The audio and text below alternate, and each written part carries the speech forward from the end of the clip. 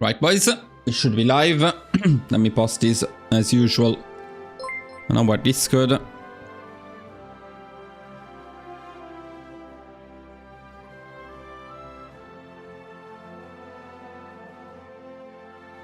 Then I will tell you what today's stream is about. So set up my phone quickly.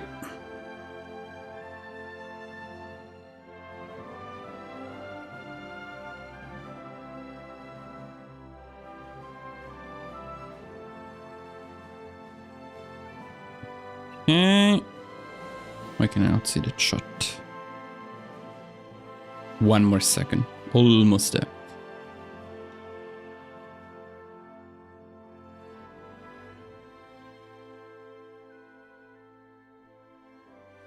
All right, there you are. Thank you, man. And welcome to this live stream. So be wary. Today's stream is not going to be a lot of action, not a lot of fun. This is what I am doing, but potentially useful. So don't skip it. What I want to do today is work on a video that I have planned for not next week, the week after next, which will include all of the new templates and designs for 2026. That's one of my main videos. The 2025 version is my most popular video, so an important one. And I thought I would prepare it live with you guys so I can get some feedback. If you have any ideas on how to improve or change some of the designs and templates, well, that's the perfect chance to do it. Both you watching it live and then also people watching it over the next few days.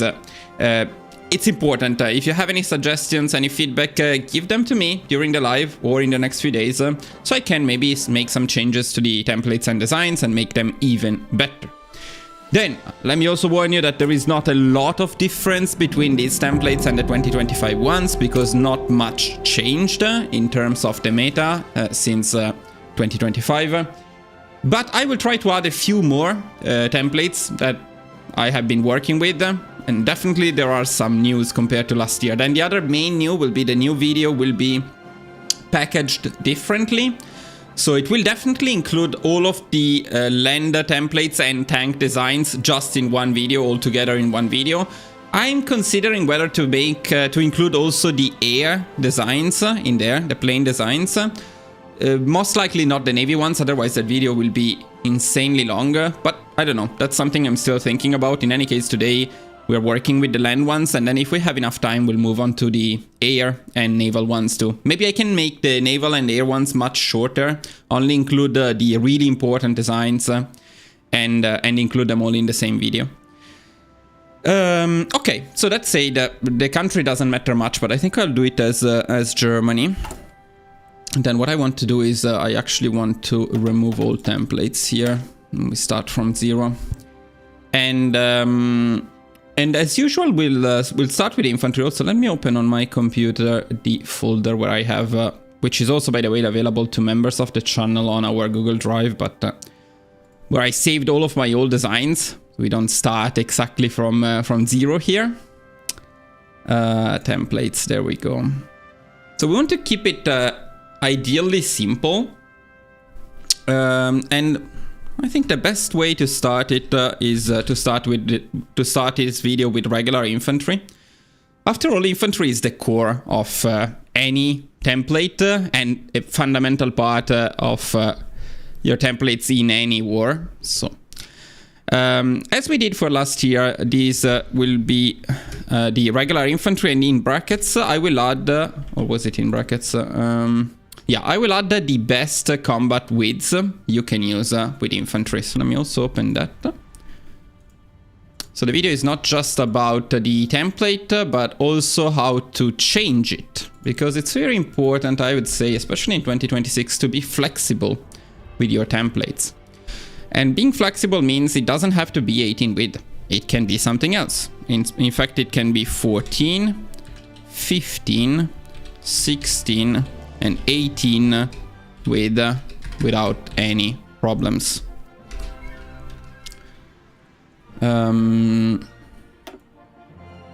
Okay, So why these widths in particular? If you're wondering that, these are the more optimized widths, so the ones that suffer lower penalties. And well, of course you achieve them just by removing or adding battalions.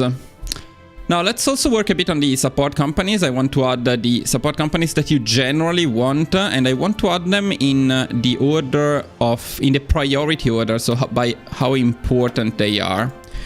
Let's give ourselves some experience here. So I would say the most important support company on infantry is generally support artillery. So I'll go with support artillery, and I will actually follow it up with the engineer company. Then I'd say we go for anti-air, and these are really the important ones. The last two are more situational. By the way, let's also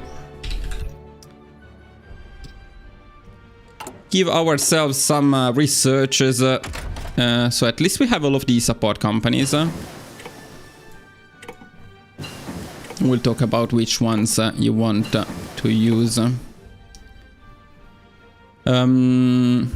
Then maybe I will mention in the main video how to evolve the templates over the years, although it's mostly about technologies and equipment, not so much changing the template.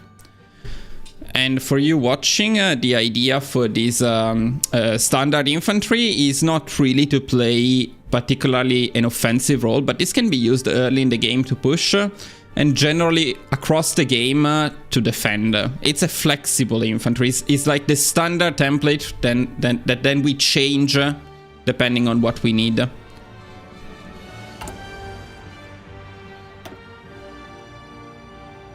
So generally speaking, when you're using infantry, it's better to use a field hospital if you're using it offensively. But if not, the field hospital is not mandatory. So I don't think we will add it here. And the other thing to consider, let's get ourselves the special forces too.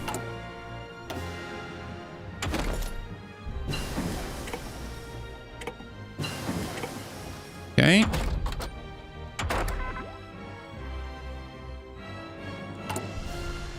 Yeah, the other thing to consider is whether to add rangers. Don't we have rangers unlocked? I think we unlocked them with the first one. Yeah, probably need to open it again. No, wait, what is it? Why is it not nowhere?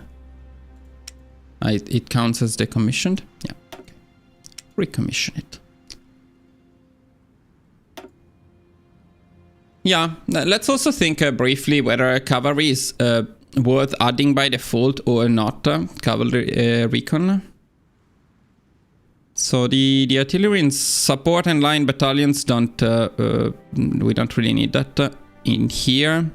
And then some extra movement speed, not particularly useful. It is cheap, but the stats are nothing to write home about.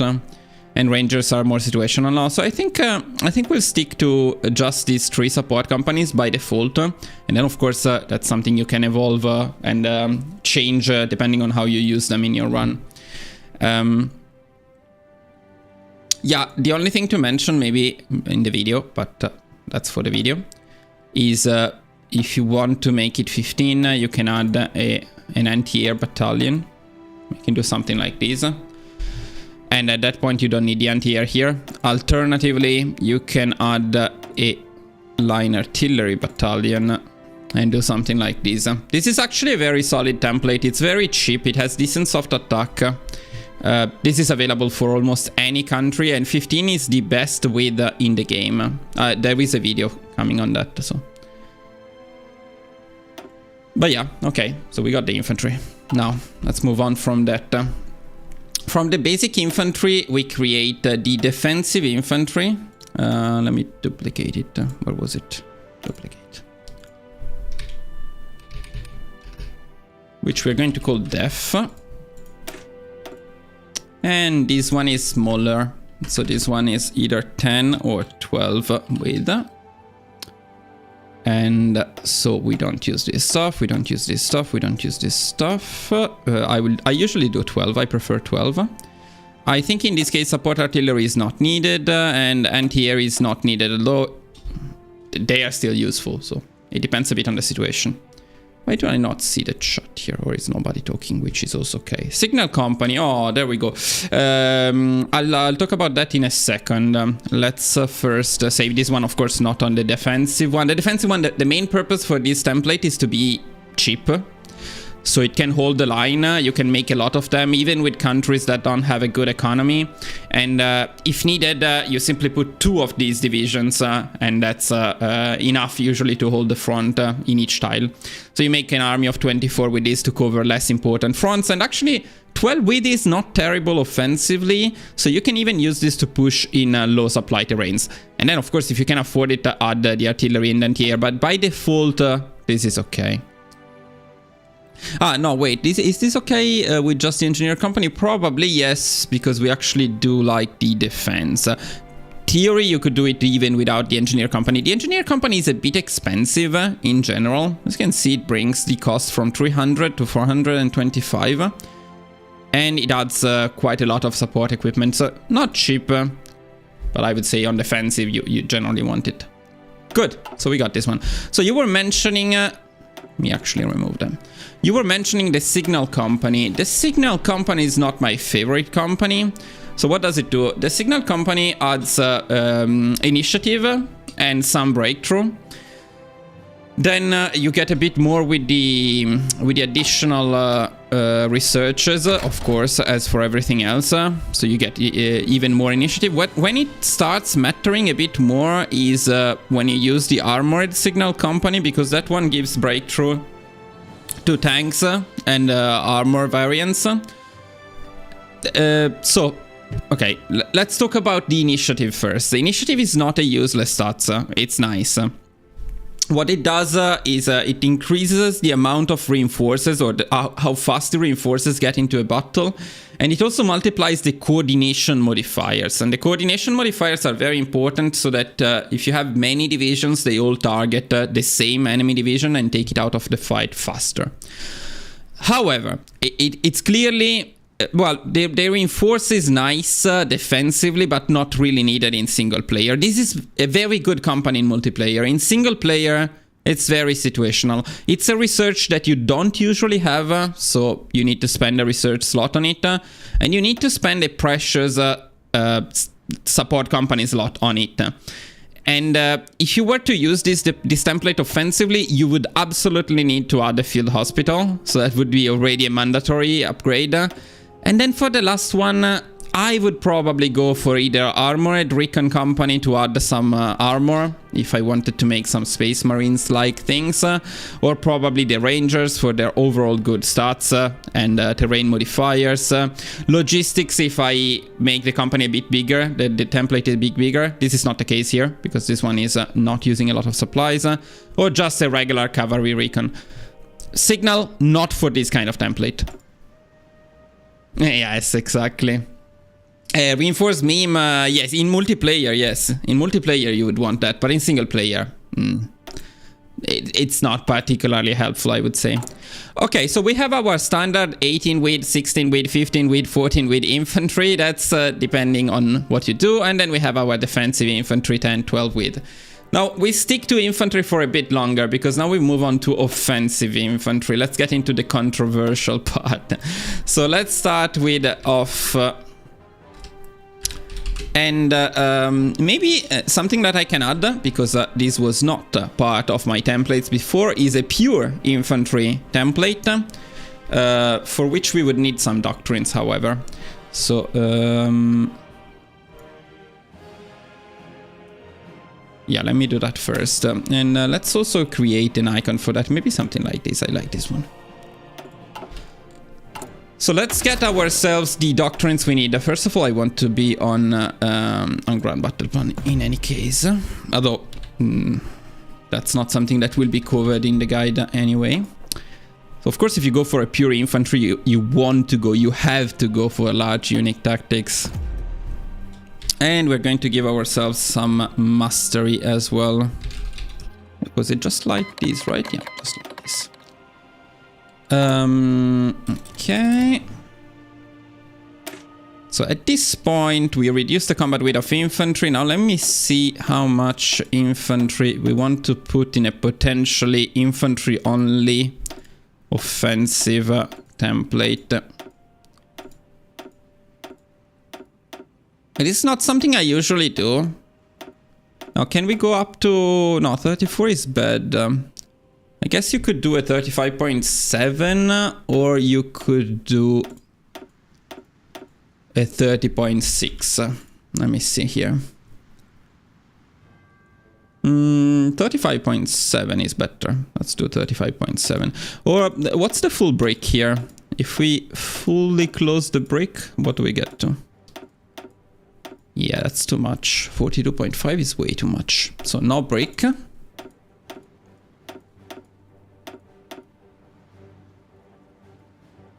No, I don't particularly like having one battalion like this here, but yeah, this could be an offensive infantry template. Now, for a template like this, we may want to adjust the support companies a little bit. Now, first of all, we would like to have here the assault engineer company. So let's get that. So we need the special projects done. Now, what was it? Was it BR? No. Need to look up the commands. HOI4. Breakthrough points command. SPBR, okay.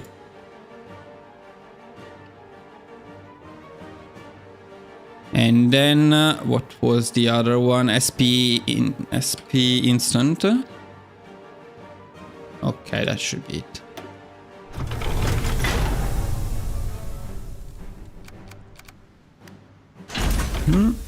Now we miss some of the internal upgrades like these, but that's okay. Let's also get the super heavy howitzer, which is something we may want to use in certain cases. Okay, so here we definitely want to use the assault engineer company. In general, you always want this on any offensive template. So for sure, assault engineer. I'd say for sure support artillery. Wait. This is not the right one. Why does it... Okay.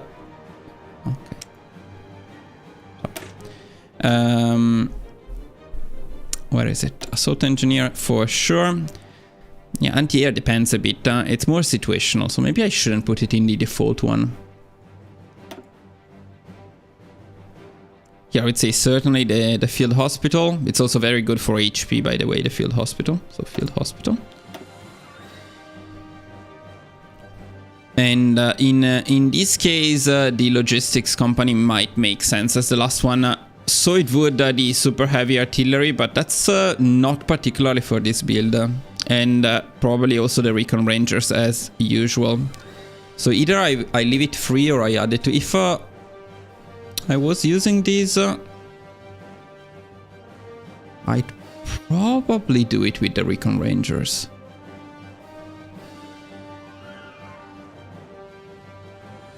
I could just do SP all... okay, I need to take a look at that. Maybe that's the best command. Yeah, I'm a bit undecided about the last support company for the break. Fairly confident about the other ones. No, the flame tanks, of course. We don't see them here because we haven't produced them. But on any offensive template worthy of this name, you need to have flame tanks. So let's make some flame tanks. Yeah, let me make them with the medium one though, because that's what most of the time you're using.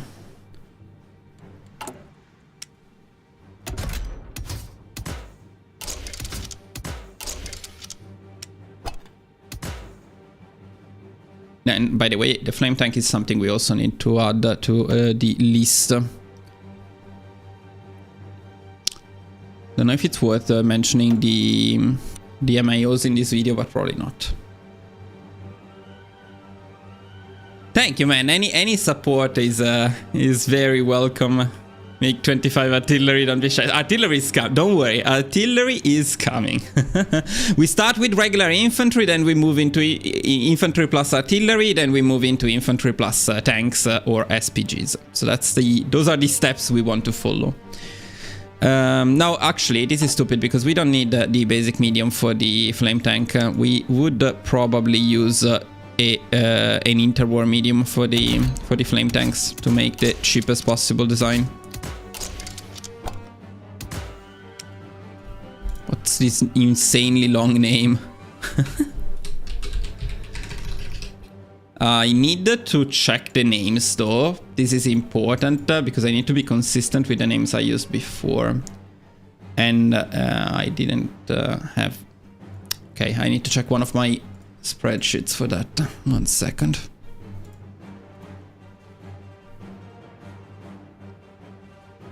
Of course, we need a design for flame tanks specifically for infantry. And then we need one for actual motorized divisions, so faster divisions. What did I call it? FL. Okay. Yeah, that makes sense. So this would be an FL I1, right? Let me check.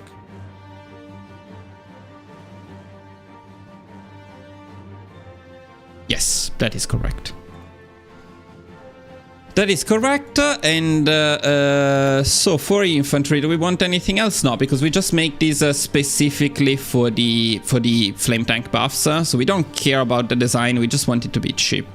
And if you wanted to add something, you could, but you know, making it a flame tank completely destroys the stats.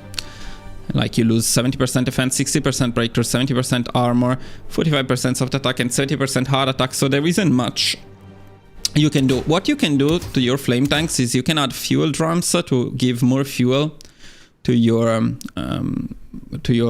tank template if you need to. Not the case because this is an infantry one, so this is useless. And you can add what was it? Maybe I don't have it because I lack some technology, but there is another module that is useful. I will unlock some technologies so we get it. Well, in my opinion, adding something like, well, the radio is obviously useless because you don't gain enough stats, and the heavy machine gun is useless. It's too expensive for what you get. Let me see where the technology I want is. It may be this one. Yeah, the dozer blade is what I wanted to add potentially. So the only potentially useful module in here is the dozer blade because entrenchment is not affected by it being a flame tank. And +1 entrenchment can be nice to have. I don't usually do it, I'll be honest. But on infantry, you could. Let's put it in. And the rest seems correct. Technically, you could do the... No, nothing, I think. Nothing. This is the cheapest one, which is what we want. Okay, good enough. Now we can add it here.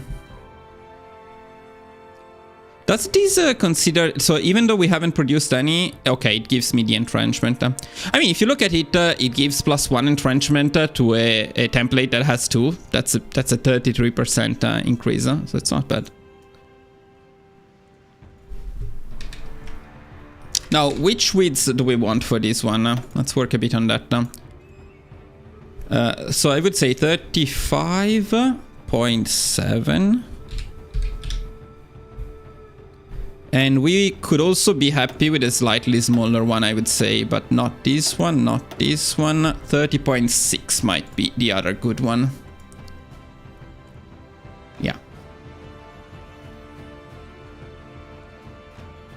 But definitely better to go 35.7 if you can, though.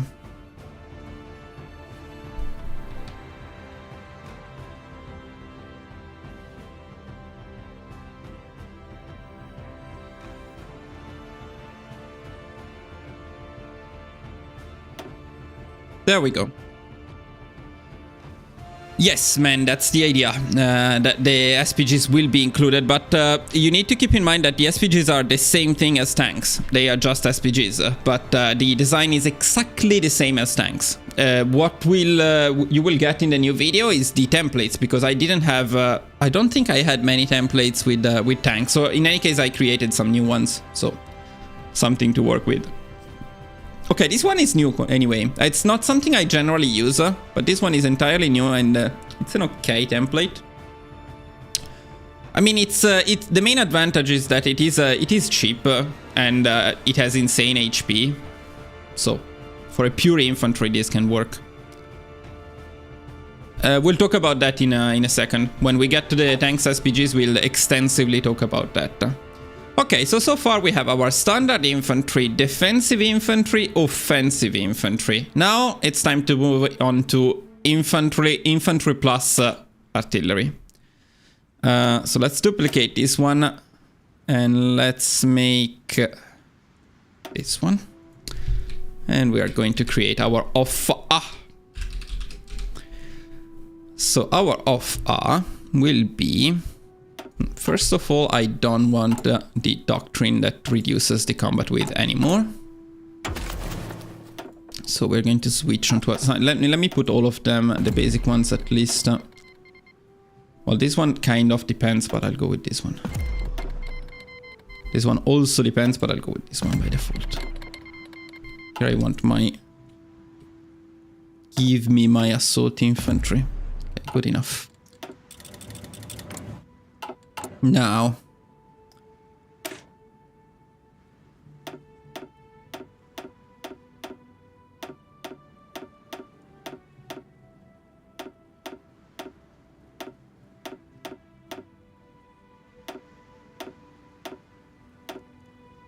I need to make some choices about the line artillery. We need to think about the doctrine for that. But I would say the default one is probably this one. So nothing new. We stick to 30 combat width. So that's the first one we want to go for. 30. Then the other option was to go, well, 36, we want to include it for sure. 36. Those are the two best offensive widths. I think if you go with infantry, probably only these two, because there was also, yeah, there was also this option. So 30 can be achieved in two ways. And then in any case, from 30 you can go up to 36 eventually. So 36 it would be the final offensive one. Now here, however, we need to save a support company for the logistics, because going without logistics here, it's a bit too painful. But I wouldn't trade the field hospital because with infantry it's too important. So probably I would trade the support anti-air, or more likely the flame tank, but not because the flame tank is worse, but simply because when you make this template, it's usually because you don't have the industry to make a better one. And that means you probably don't have access to flame tanks, because that would be a bigger investment. I would never remove support artillery. So let's say we put in here some, yeah, let's say we put in here some logistics company. Also, let me go up one tier with all of the support companies. These ones are easy to achieve, and I think for logistics is quite important.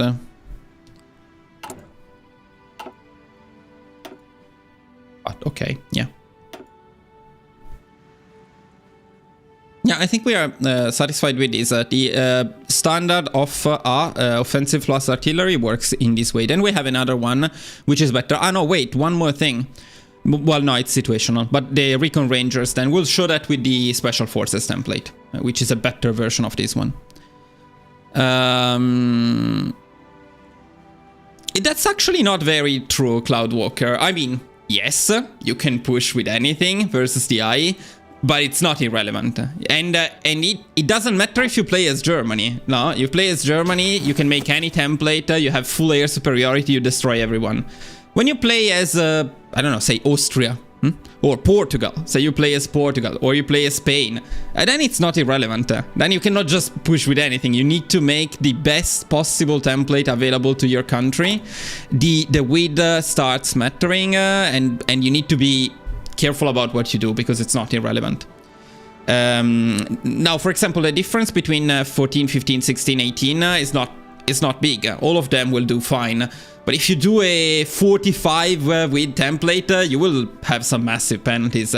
If you don't use, if you use like a 14 without any line artillery, without any offensive stats, without the flame tank, yeah, you can push maybe. But if you don't have air superiority, you will struggle to push. Okay, I think it's time to move. Let me check if I missed something here, but I think we're doing fine so far. So we got our inf, we got our def, we got our off, which is new. We got our off A. For off A, no, it's okay. I put it already in the 15. Yeah, that's fine. Yeah, it's time for the off T. So let's duplicate this one and move on to off T. And for off T, we have some more variations.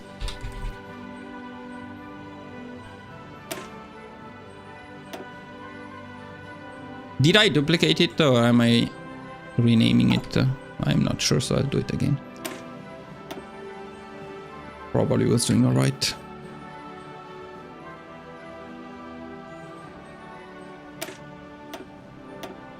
Okay, so for off-T, of course, we use tanks. We don't use artillery. I also need the tank design, so now we can start talking about tanks. Let me clean up here the mess. Why do we have two armored support vehicles and what's the difference between them? There is no difference between... No, it's because I'm seeing the outdated ones, okay. So fuck the light tanks. I tested them in the last run. I really wanted to have at least one light tank template, but I gave up. They're just not good enough in my opinion. Also fuck, of course, fuck heavy tanks. No light tanks. So basic medium is what we're going to work with, but we need a couple of techs for that. We need the techs in here. Like this one, and we want this one at least. And I think we already start with the basic engine, but I also add the basic armor protection here. Okay, so here I should have them saved, by the way, which can be useful. I need to update a bit this stuff here. And I need to add the flame tank too, after we are done with this one. So for the T1, there are actually a few variants.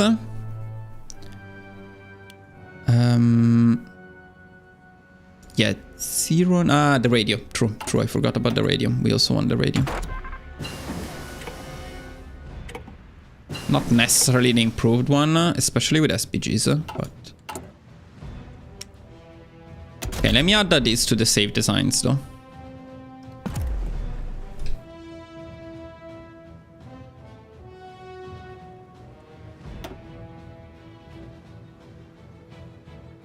You know what I will do? I'll actually remove these, because I'm pretty sure otherwise...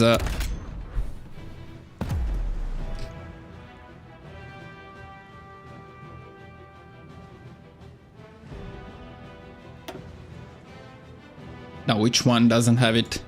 What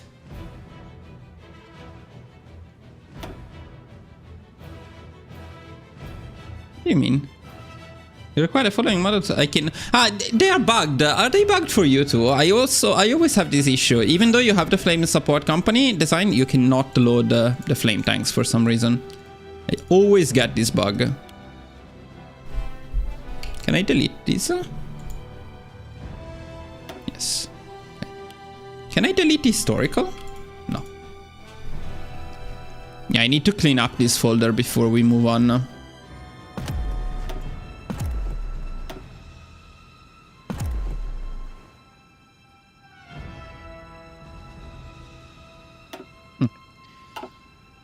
Doesn't load, but it's fine. Now let's move on to the medium. So now this one, the options here are the 04 or the 09, if I remember correctly. Exactly. What's up, boys? What's up? Welcome. Yeah, especially the flame tanks, right? They always get bugged. So today we're working with the templates and designs in preparation of an upcoming guide in which I will be covering all of them. But you get some good spoilers today because we are going to mention most of them. Yeah, I'm just not entirely sure about this, so I need to check some stats.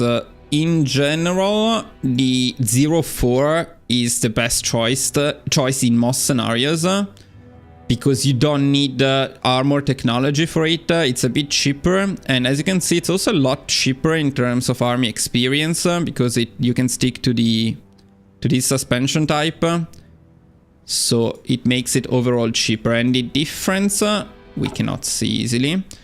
The difference is the armor only, no? 52 armor and probably the breakthrough. 5266 and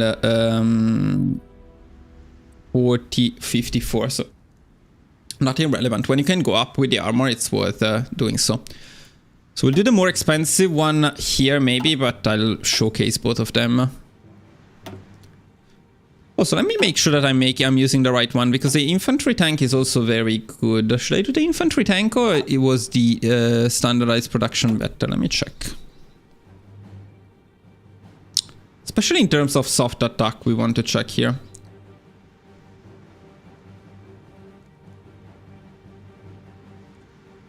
So it's 7% soft attack from here. I don't think there was any soft attack in here.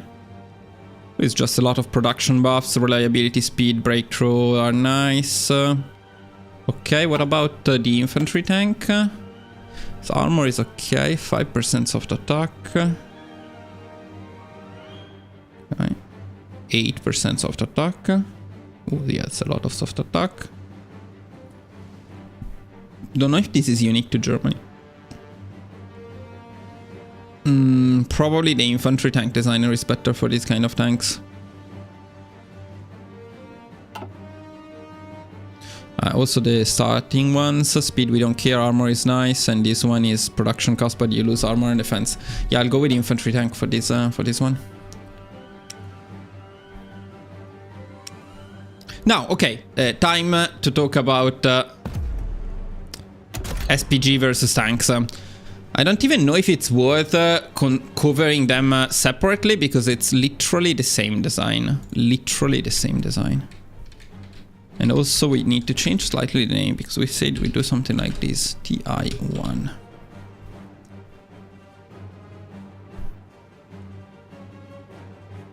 How does it look if I do something like this?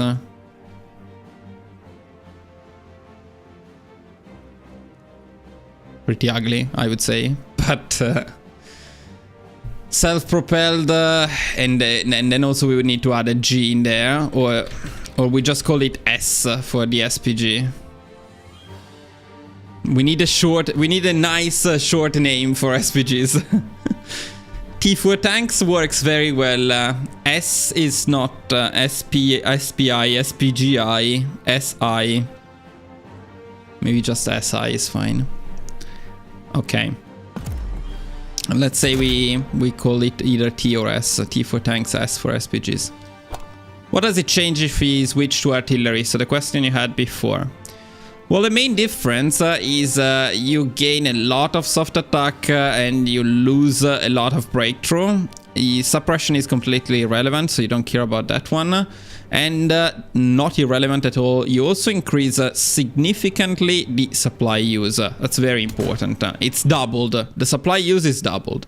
You also lose hardness, which it doesn't show in here, right? It doesn't say anything about hardness, but you do lose quite a lot of hardness. So, yeah, you see it here. Now, why is it good? Because if you look at it like this, it wouldn't seem that good in general. There is also another advantage that we probably don't see here, but we can see later. Hardness is okay. Hardness is fairly important, especially on armored divisions. A bit less on regular templates when you use them with infantry, and this is an infantry tank, so we don't care that much about the hardness. And what about the breakthrough then? The breakthrough doesn't really matter because you usually have too much breakthrough in single player, but this is why SPGs are not as good in multiplayer. This is why they are single player designs. In multiplayer, breakthrough is very, very important because templates tend to have more attacks. So when you attack, you need breakthrough to keep attacking without taking casualties, or at least to continue your offense. In single player, that doesn't matter. You always have too much breakthrough, basically, in single player. So you don't care about this. You don't care that much about this, and you very much care about this. This is the most important stat of all stats in single player, by far. Now, the only thing that is really annoying in terms of SPGs is the supply use. Because double supply use on tanks, it's huge. It's not irrelevant. That's a big one. And it can cause a lot of supply issues in certain regions of the world. Now, I also expect them to nerf SPGs because the soft attack gain is literally overpowered right now. And when they nerf them, we can all go back to medium tanks. I will be very happy to do that because I'm happier with medium tanks. They look better, they make more sense, but what is this shit? But in the meantime, it's better to also cover SPGs. SPGs, I have a few more disadvantages compared to tanks. I'll show you when... So, why do you change the name? Why does this game love changing names so much? Why do I always need to get mad?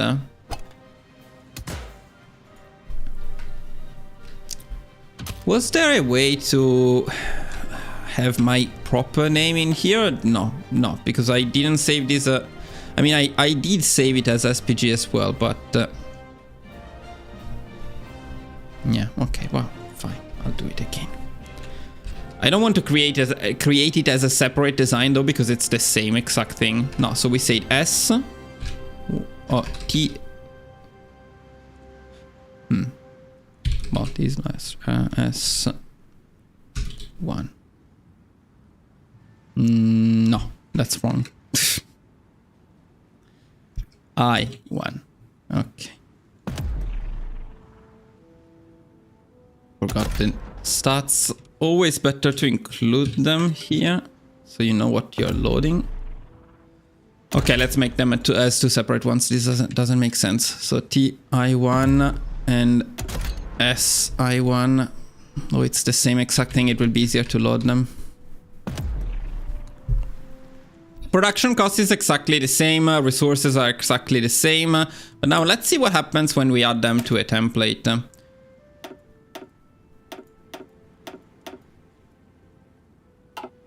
Yeah, that was the right one. Okay.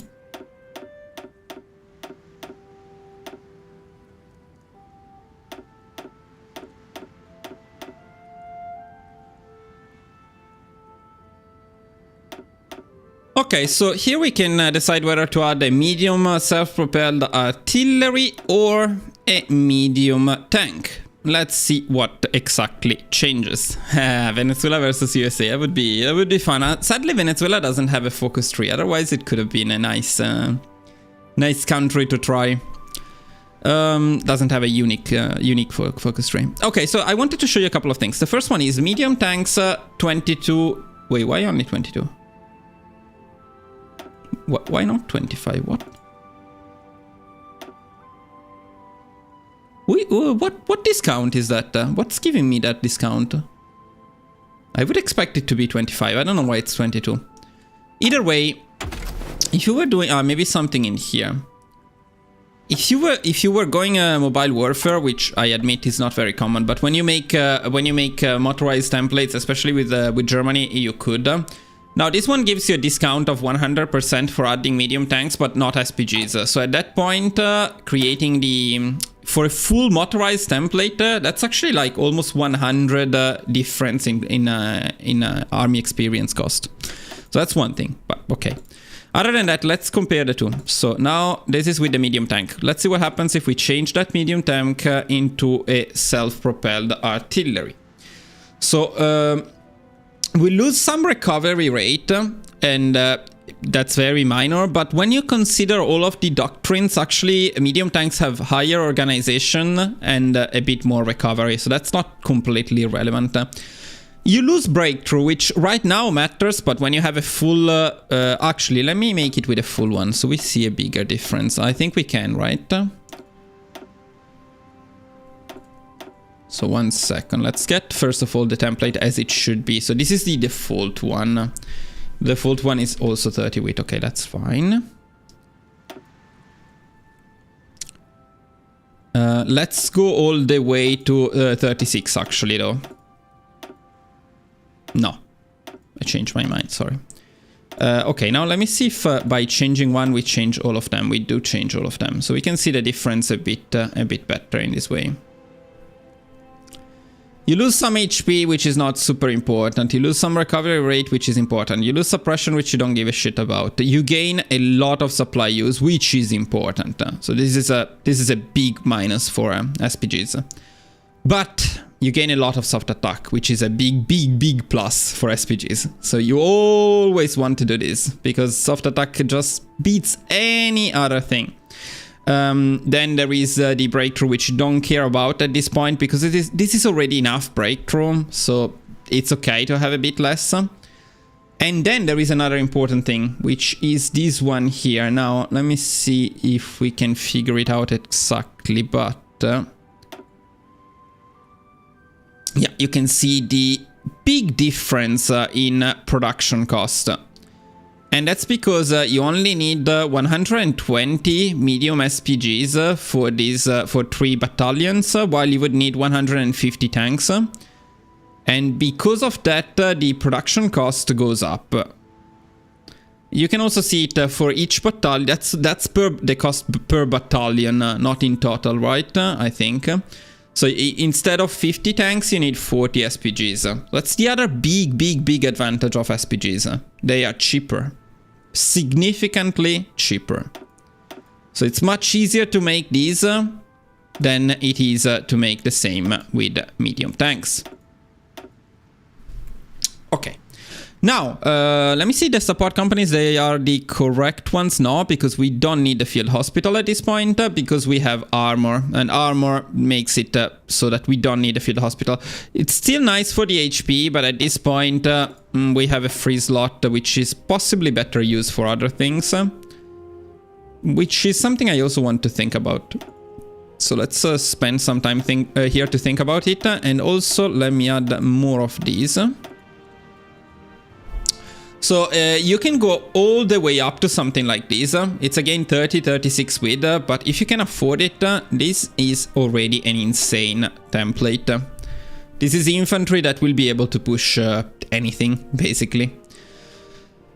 Logistics is mandatory, because look at the supply use. The supply use, especially with the SPGs, gets completely insane, but the soft attack makes up for it. Now, what do we do for the last support company? Anti-air, of course, if you don't have air. So most of the time, I would say that's the case. And that's one of the advantages of not needing the field hospital anymore. So you can actually use support anti-air. Now, this will leave it as a niche option.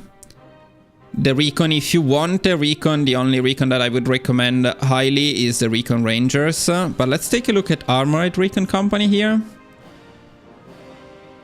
Because this gives us some soft attack on self-propelled artillery, which is not bad. It's not bad at all. It's a bit annoying to make, but that's not bad at all.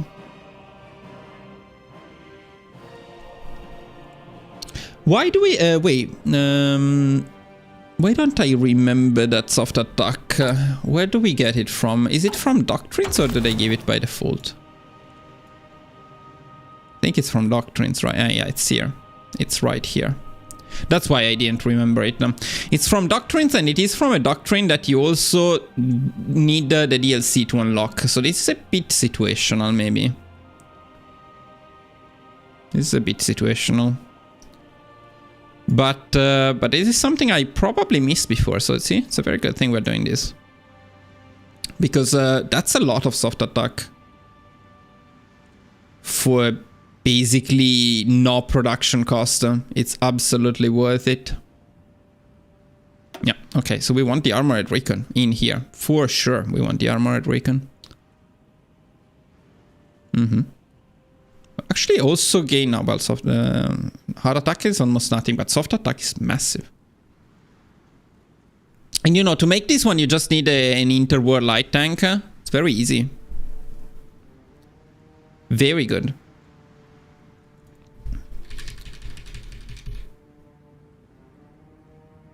Yeah, we also need to call it off T off S because this would be the same exact thing with SPGs and tanks. When they nerf SPGs, you just use tanks instead, but it's the same exact concept. Alright, let's also take a look at the harness. Let's see how much of an impact that has. So it is 21%.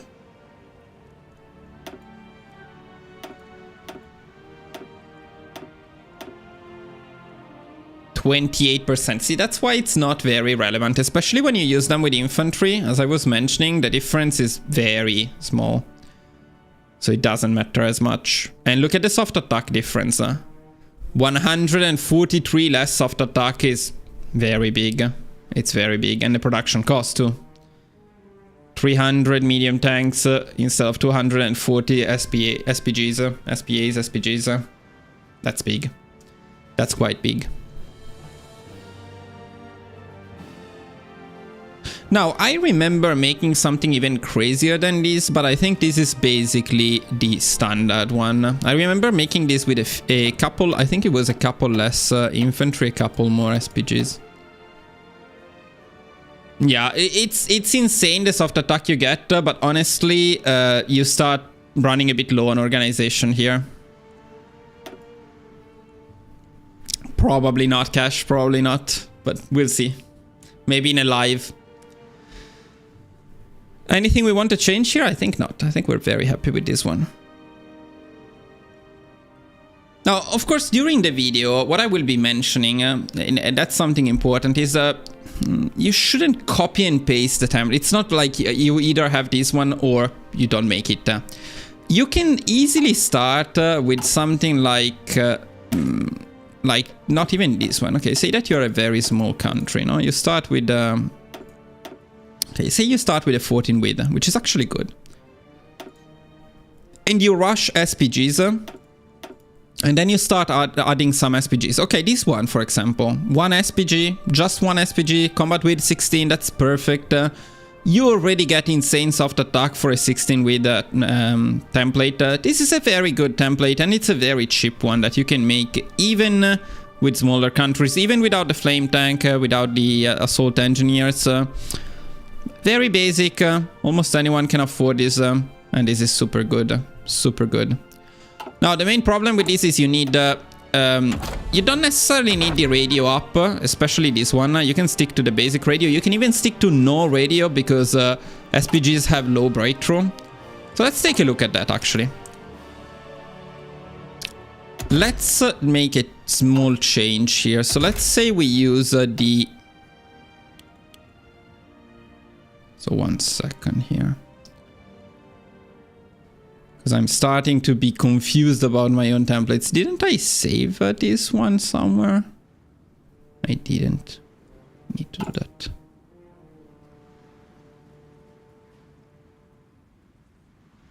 Okay.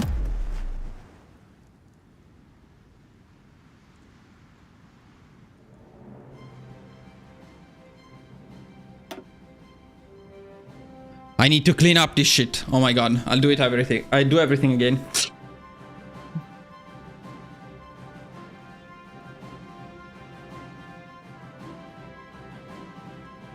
It's cold in Japan. I'm catching a cold. Hopefully not. I want to... No, I want to delete this one. What is this? What's happening?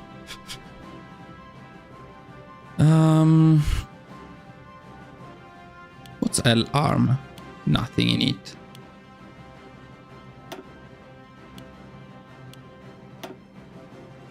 Man, I need to clean up all of this giant mess with the same templates 5 times. This one I cannot even make.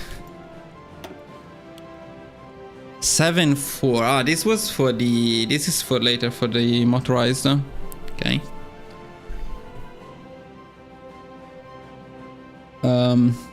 Yeah, I think I'll do it probably again. Maybe I shouldn't. Maybe that was important to keep though. What's a T0? T0 is the one I was doing as Japan, I believe. Does it mean that if I tag Japan, I have it? I don't want to do it now, but maybe yes. Why is... Wait a second. Why is everything broken in this game? They add one good feature. It doesn't work.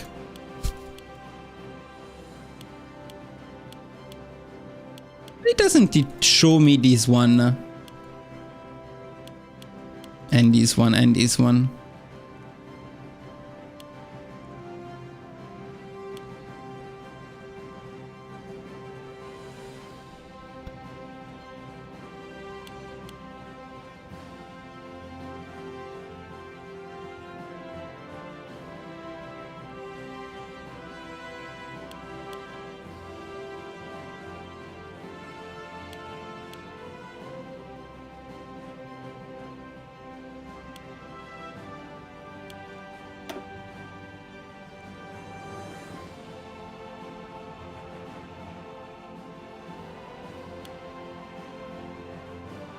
At least we have the T109 and the S1, and the name is different.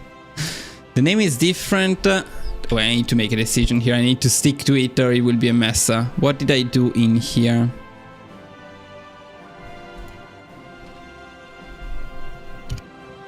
Okay, let me change it in the spreadsheet.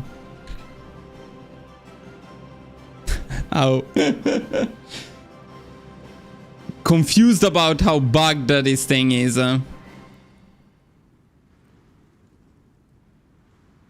Oh, one whoop. Welcome. You know, this is my my mental disorder for which I need to have the same name everywhere. It needs to be precise. So since this one, so and should I do S1 slash or not slash? What do you call that shit? I don't know. S1 together and then 1 or like so like this or like this? Which one is better? I'm crazy. I'm fucking crazy. Okay. I should start a poll about this. Which one makes more sense in your opinion? Let's see what the Russians call their tanks. I want that one. Russian tanks.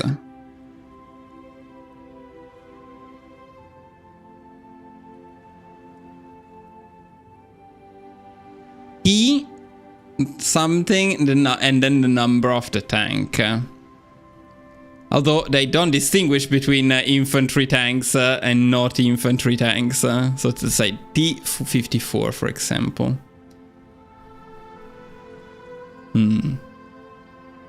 So that would mean though that the eye should be like this.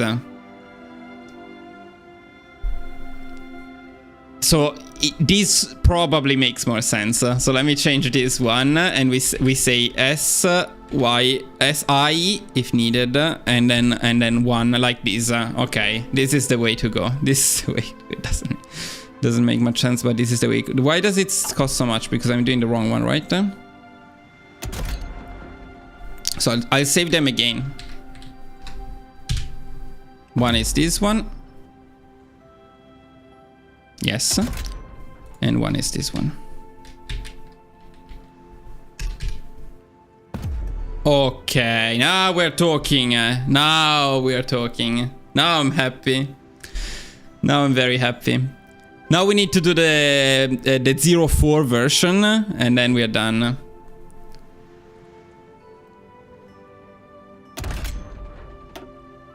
And I will delete them from here and make them again.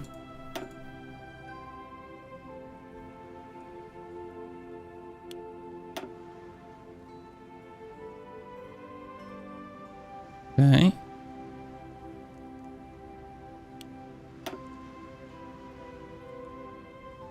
Okay, so it's time for the 04.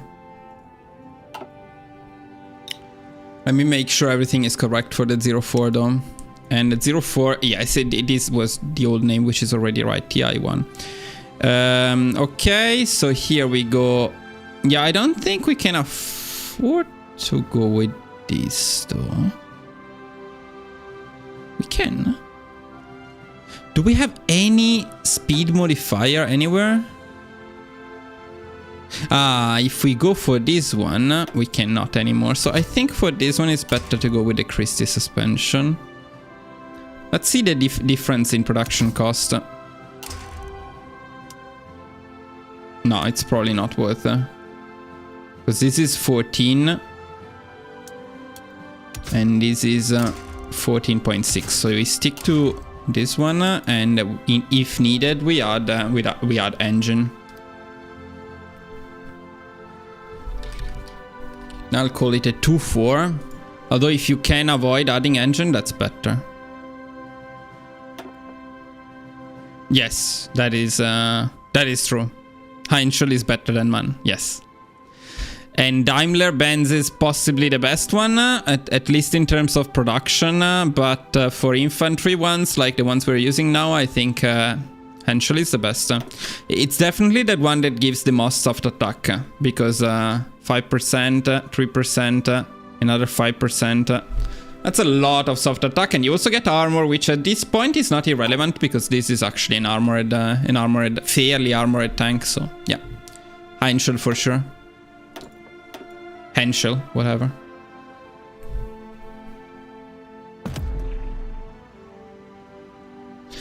I also hate that when I tell it not to change the names of my designs, it changes the names, but it also makes outdated the ones that should not be outdated.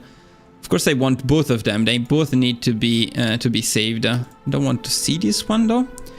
So we have the FL1, FLI1. Okay, I need to change this one too then, because we at this point we said it's maybe yeah, FL, because otherwise it's confusing with the fighters.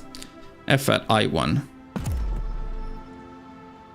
Okay, FLI1, TI1, SI1, the 09 version, TI1, the 2.4 version, and now we do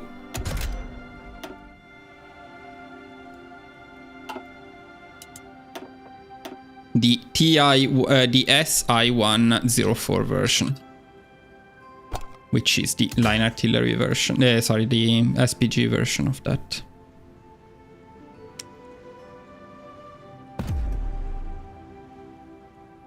It made the other one outdated. It's a nightmare to do the video when you have a lot of designs. Every time you make a new one or you adjust one, all the other ones become outdated. You need to go back, find them, and save them again. And also this is a 2.4, not a 0.4. But yeah. Okay.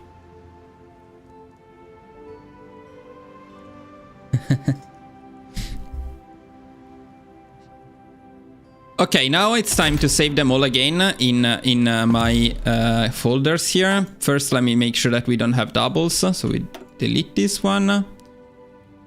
And we delete this one, make it again. We're pretty happy with this. So TI1.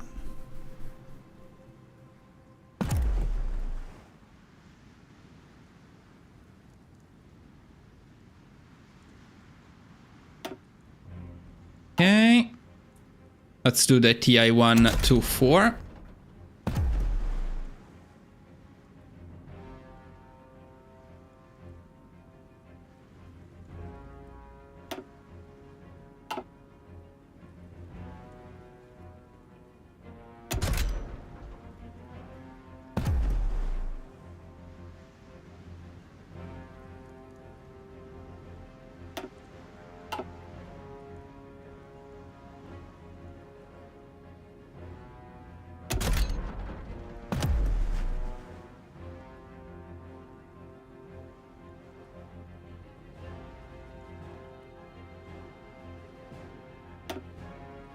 Good.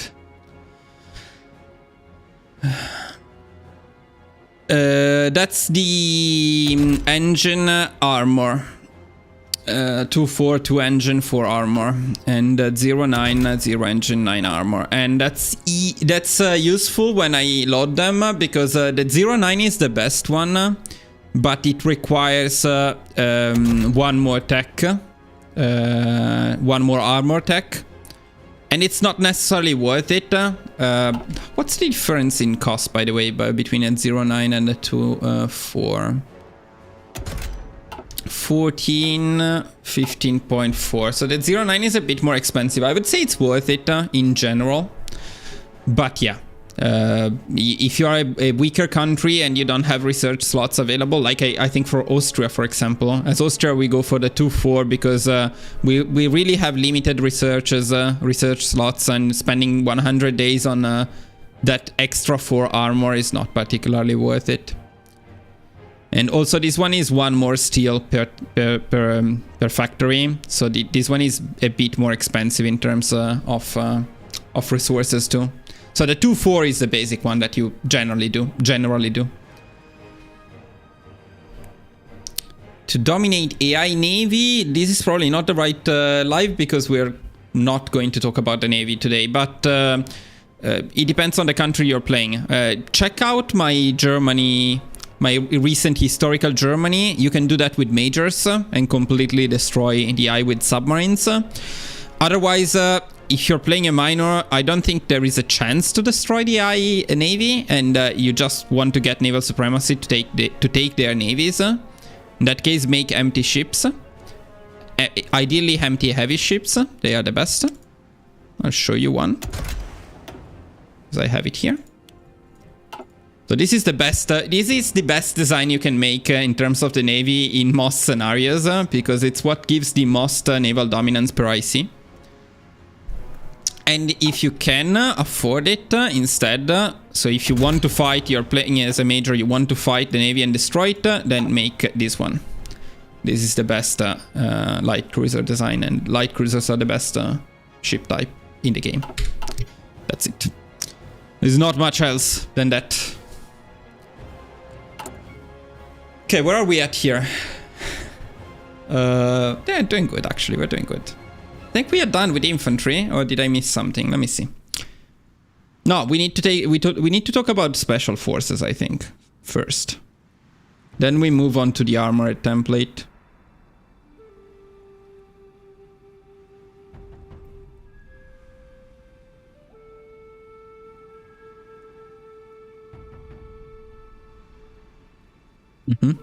Okay.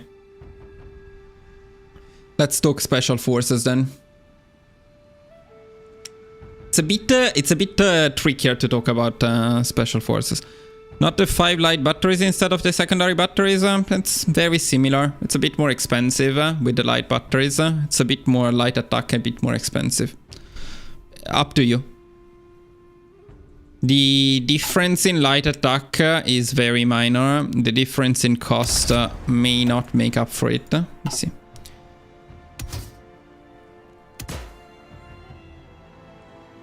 So it's 1, no, generally speaking I would say no, because as you can see the difference is just 1 light attack. But look at the price difference. It's quite big. It also reduces the speed further. So no, probably not. In most cases stick to these ones.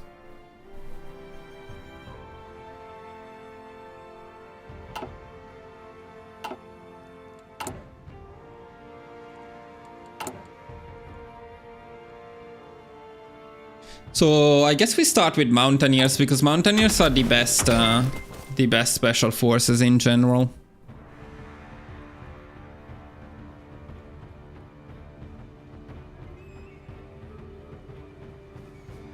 What's insanely high attack?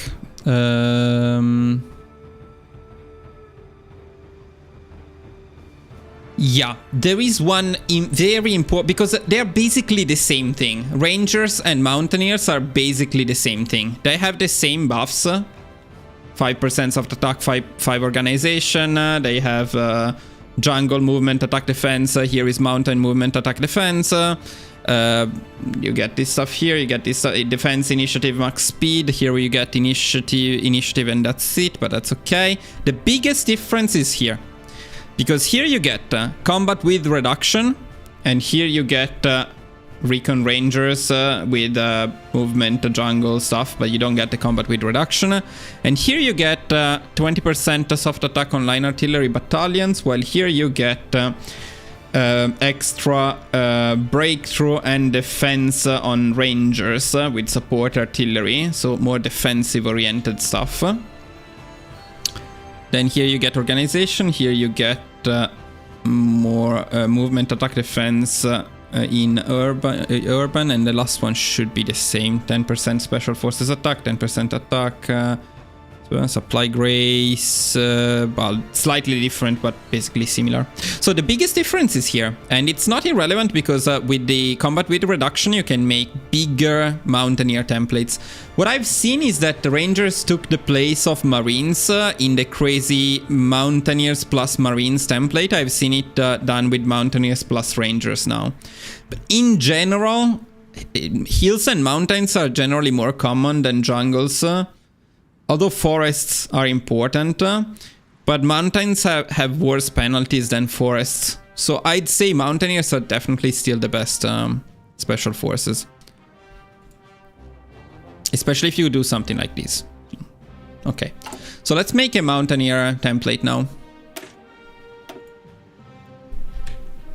Which we usually call Alp. Now, what do we do with Alp?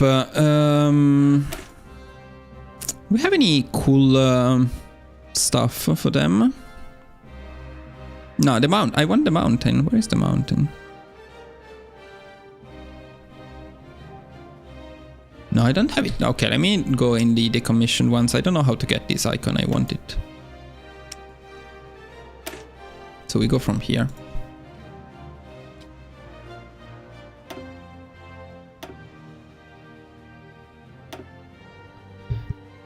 Okay, so this is with the combat with reduction.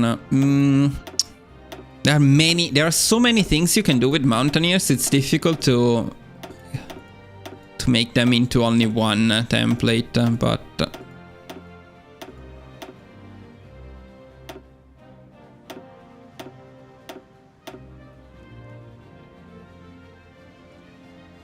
this is one of the most popular, famous and basic ones, although I don't particularly like the 32.4 width. It's pretty bad.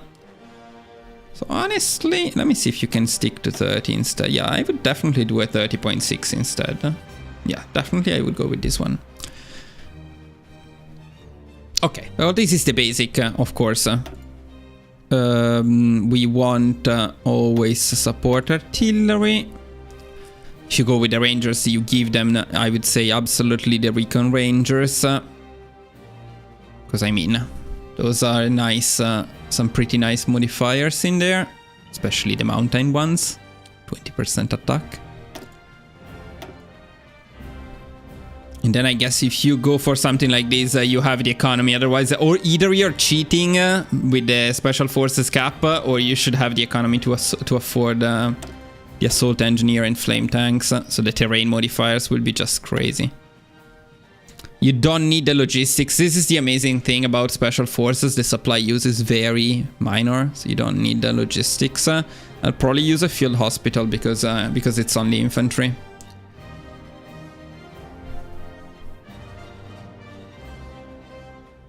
Prioritize, I would say, prioritize soft attack in general. Or are you talking about something else? Wait, the new special forces have it. Yeah, if you're... Wait, large infantry tactical full mountaineer temple.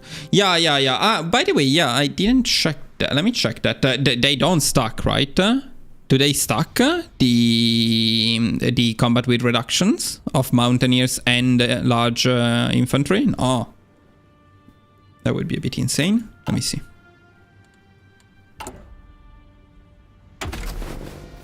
Mountaineer Marines are still really strong. I've had around 1 case of attack with them on a naval invasion. Yes, the big problem is naval invasions. I never really had naval invasion issues with naval invasions in terms of disembarking. I don't think that's usually a problem. The biggest problem is usually triggering the naval invasion and then sometimes pushing after disembarking. But disembarking, it's usually not difficult. So do we get... no, that cannot be the case, but let me see, just in case. They don't stack, right? They don't stack, okay. Okay. No, they don't stack. Okay, so you don't need large unit tactics. You don't get much from this. No, you still want to go assault infantry. It's okay because you already get the combat with reduction. This is already a very solid template. This is not the standard one though, so I need the name for it. This is something I didn't have, I think, in the last video, so it's something new. I don't know what to call them though. No, maybe it will be one of the... Okay, let's say it's one of the possible templates, one of the possible widths for the default ones. For the default ones, you go just with ALP. Let's do either a 30.6. Can we... Ah, no, let me see one more thing here. No, 36 is not great. 34.2. No, wait, what do you mean 36 not? 36 is great. Yeah, okay. 30 points. I'd do 30.6 or 36. Definitely, yes.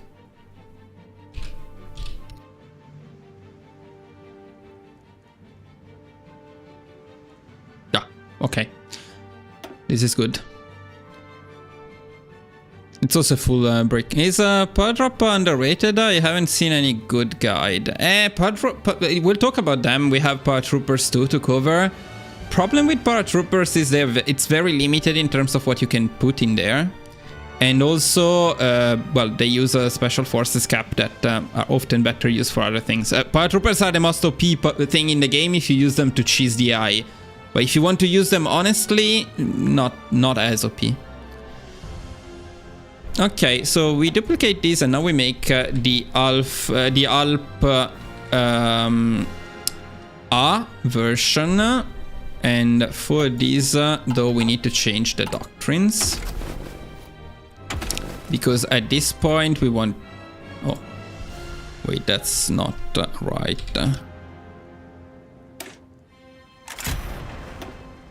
Okay.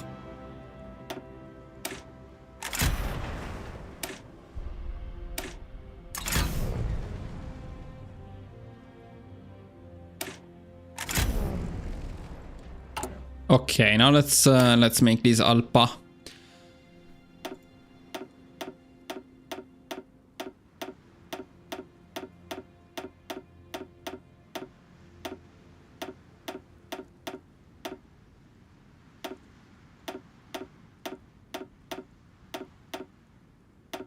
I need to check something here.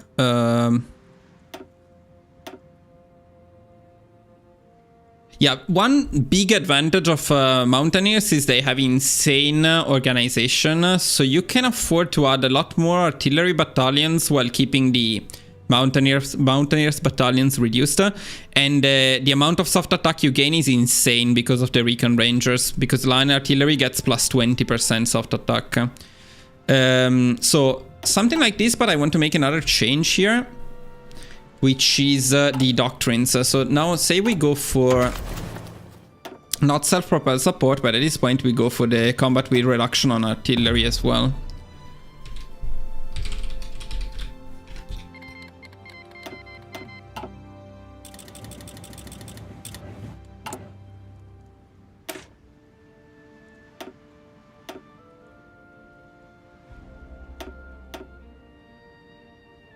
And then you do a 35.6.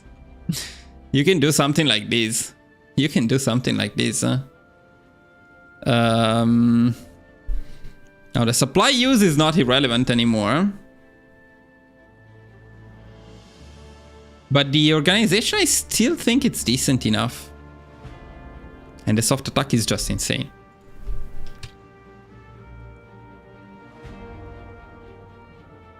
So here we have multiple widths to consider though.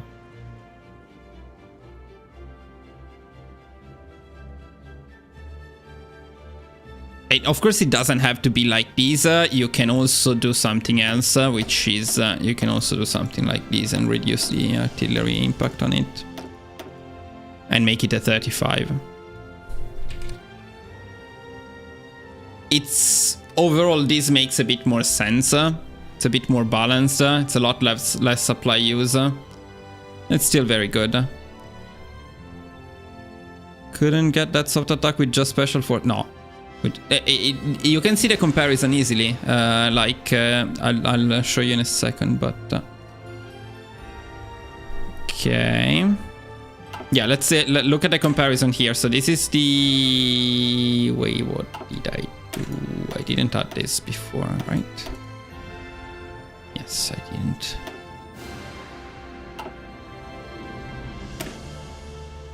I didn't save it. Let's see.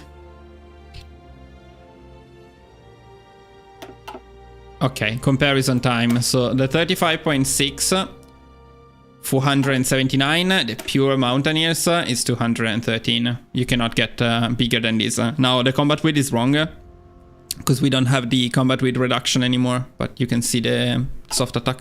Now line artillery. You can say many things about line artillery. You cannot say that line artillery is not IC efficient. It's one of the best things you can use in the game in terms of soft attack per IC. That cannot be denied. The cost for this template is 1,800 and the cost for this one is 1,800. Same price, twice the soft attack. Now, does that come at a cost? Yes, of course it comes at a cost. 448 HP versus 200 HP, so half the HP means more casualties. Organization 80, organization 45, so there is that. Then there is the terrain modifiers, of course. Here we have 60% in mountains, 35 in hills. Here we have 43 in mountains, 25 in hills. But at the same time, okay, you want to use the mix, but now do keep in mind though that that means another research, another branch, additional doctrines. But yeah, you can do that. So let's say you do a mix with Marines, right? Let's do that. I don't have Marines. No, I have Marines. I don't have the... wait, can I do it with research on click? I think I can, right? Let me try.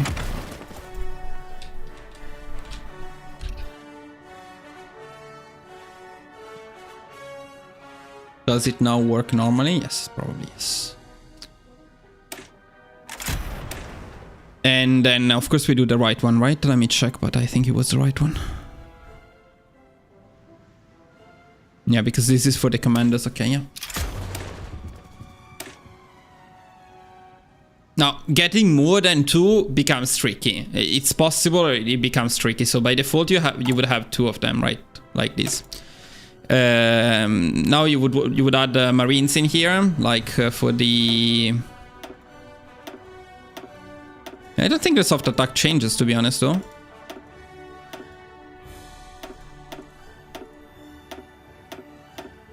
I forgot what was the exact balance between the two. Maybe there were a few more Marines in here.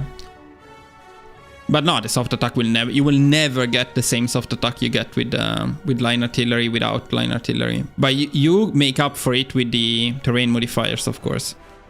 Like this template has crazy terrain modifiers everywhere. So if you add that, you get closer to the soft attack. It's important though to consider that something like this.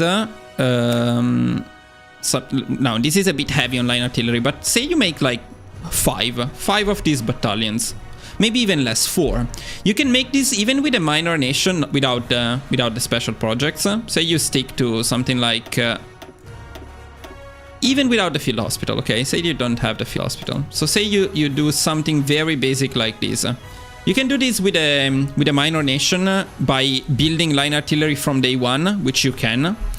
having a basic mountaineer template, and then you just add line artillery, and you can make something insane, because this template will be very, very good offensively. It still has decent HP and organization, and it still has decent terrain modifiers, and when it doesn't, it's fairly minor maluses. Marshes are terrible in any case. Yeah, the river crossing and amphibious are not great, but it's still okay. Yeah, you're remembering the combat soft attack for sure. You will never get 1000 soft attack on a template. You can get 1000 soft attack on the armored motorized templates, but other than that, I don't think you can get to 1000 soft attack without using a lot of crazy stuff. Like even the one what was it? Even this one, it's only 500 soft attack, and it has the SPGs, which give the most soft attack. Maybe very late in the game with all of the techs, you can get closer to that, but yeah. Now, of course, this is the crazy version, but there is an easier version of these that you can make much earlier. So let's show that too.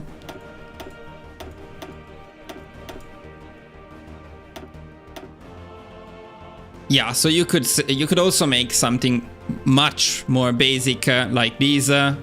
And I want to remove the combat width reduction for line artillery, though, because it messes up the combat widths a bit too much. So let's go back to field engineering.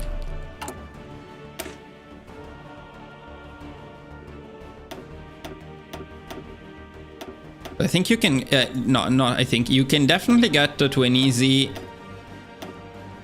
Ah, no, you cannot get to 25. Why can you not get to 25? That doesn't make sense. This is... This should be an odd number. What am I missing? No, 2 of them, it's not an odd number because it's 3. So it becomes 6. So you can get to 25, okay, like this. It's just being dumb. Okay, so you can make a 25 with one like this. So wait, you can also make one like this, of course. No. Intruder paratroopers. Yeah, you could make a 25 weight like this with one artillery. 25, of course, is optimized for the mountains. So if you need to push in the mountains, you're sure you're going to fight in the mountains. Something like this is perfect. Or a couple of line artillery. Now, line artillery, if you're not cheesing the special forces cap, the other advantage of line artillery is it allows you to use a lot less mountaineers, which is very good. Because this is something you can make a few divisions, a few more divisions of compared to a pure mountaineers, which if you're not cheesing the cap, it's not very easy to do. Especially early, right? Early you don't have the doctrines yet and stuff. Okay, so let me make these, let's say 25... 35.6. Then of course there is a lot of flexibility. This is what I need to make sure I convey in the video. Is the idea behind these templates is not just you come here and copy these and paste it. You need to be flexible. You have the special forces cap, you want to have more attack, then add more special forces, remove line artillery. You don't have the special forces cap, use artillery. You are a major nation, use tanks instead of artillery to add. So at that point you can use the combat width reduction on special forces and you can add the tanks or SPGs. You have the special projects, add these too. You don't have the special projects, don't add them. It's very difficult to make a template that works in any case for everyone, for every country. You need to adapt them. So I don't know if we should make even an Alp T at this point. Fuck, I didn't save it. Well, it's okay because it was 25.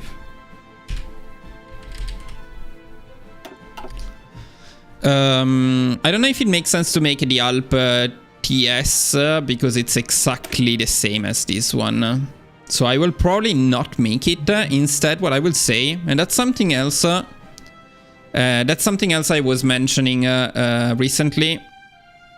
When you don't have the special forces cap, there is nothing wrong with using some infantry with it. So you add as many mountaineer battalions as possible, and when you run out of cap, you just use infantry for the other ones. The more mountaineers, the better. So I probably don't need to make that into a specific template.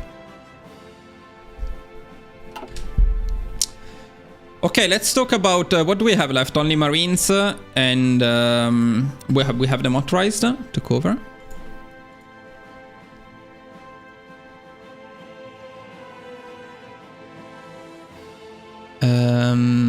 Let me see.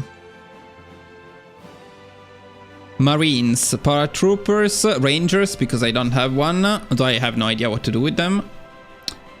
And then the armored and motorized. Wanted to add a couple more to the motorized. Okay, just give me a second, I'll be right back, boys.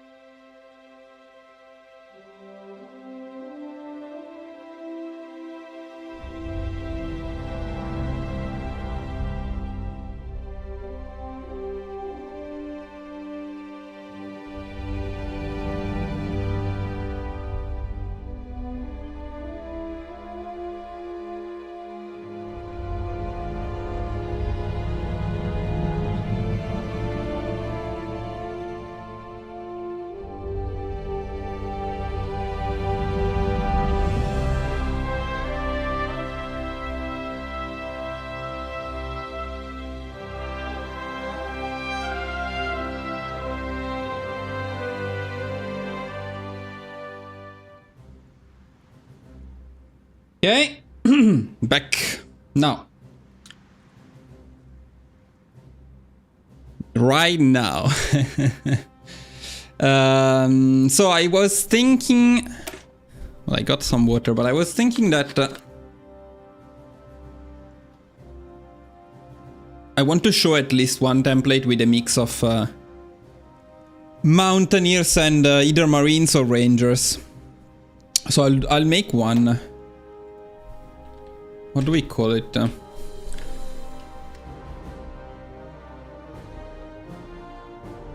Special mix.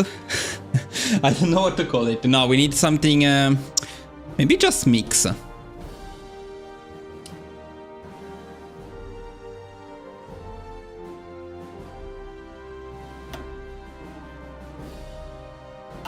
But I cannot remember anymore what was the ideal mix. Do you guys know what was the balance between marines and mountaineers? Also, this is too many. I think it was maybe a 30 width or maybe 36 width.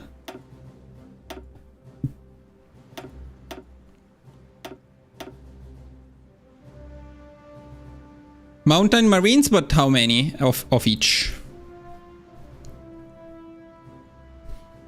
I think you want more mountain. It's not 50-50, I think. I'm pretty sure you want more marines than more mountaineers than marines, because mountaineers are generally better. I mean, you can see it here, right? If we add a marine, mountaineers have a bit better org, same HP, less supply use, more initiative, a bit cheaper too.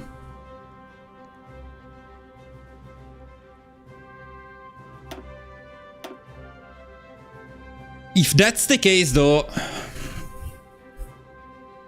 no, okay. I don't think we need to make this. I think I can just when I'm talking about the mountaineers, I'll just mention that you can also mix them with marines or with rangers. Probably doesn't need to have a dedicated template.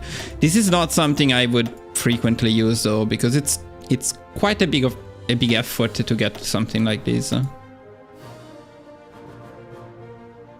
No, and I would do something, maybe something like this you could do for a 30 width and for a 36 width. Okay, this isn't exactly even, so you could do something like this for 36. This with rangers, and then maybe the same thing with marines if you want to make it a marines one. Special forces, space marines is a thing, yeah, definitely. I mean, everything can be. But oh, you reminded me of Space Marines, by the way. I want to show Space Marines, so I'll do that too. Okay. No, okay, let's do the mix. I'd say it's the mix is probably a 36 width. We start with this one, and then you can use Marines instead. I'm pretty sure there was something slightly different from this though in the meta multiplayer template, but in single player.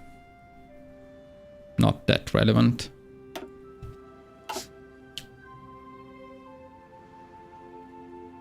Okay, let's go back a second here. So we have our inf, our def, our off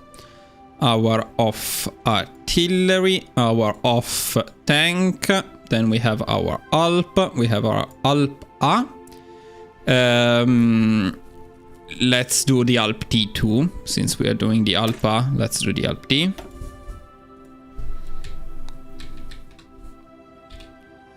TS. Then what did we do for the other one? Yeah, like that.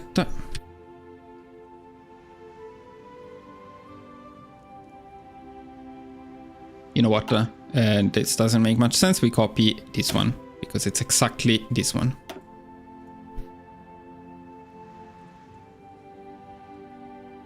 Alp TS, except you use mountaineers.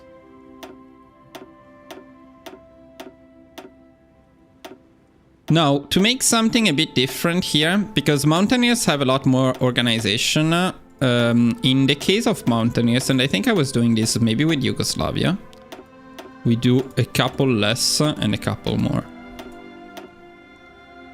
Yes, something like this.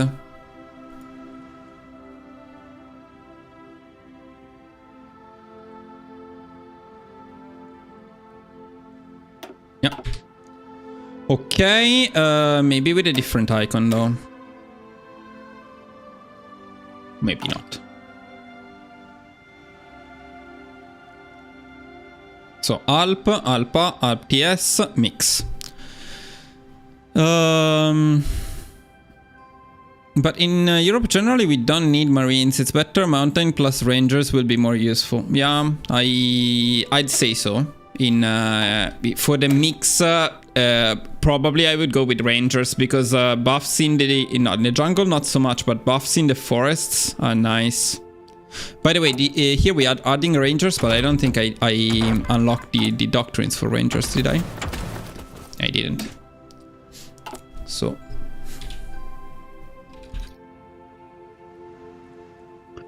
at this point we would go full forests. Then what here? This one I need to check, actually. This gives a lot of defense and breakthrough in general, but I think it is a lot of defense and breakthrough, huh?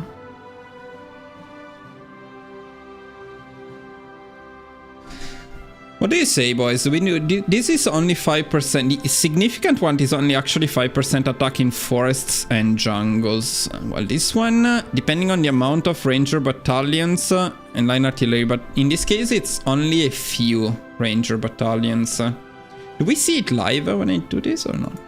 No.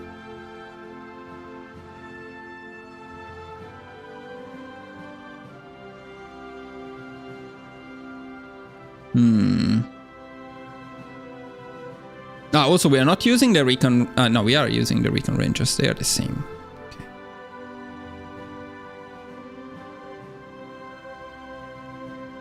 No, I think by default I would probably go left.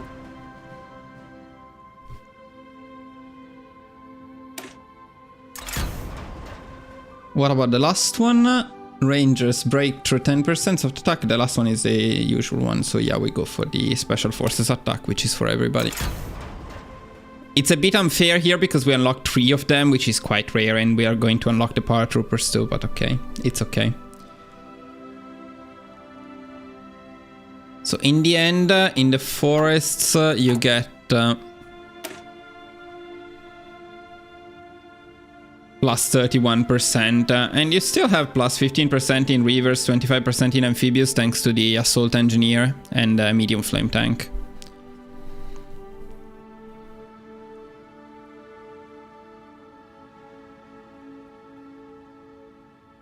Yeah, so... I can't read the stats because my head was on it. Let me see. Probably. Yeah, they are right behind me, huh? Okay, okay. Yeah, unfortunately, I can move it. But it's either... Oh, I can move maybe... like this. Let me see.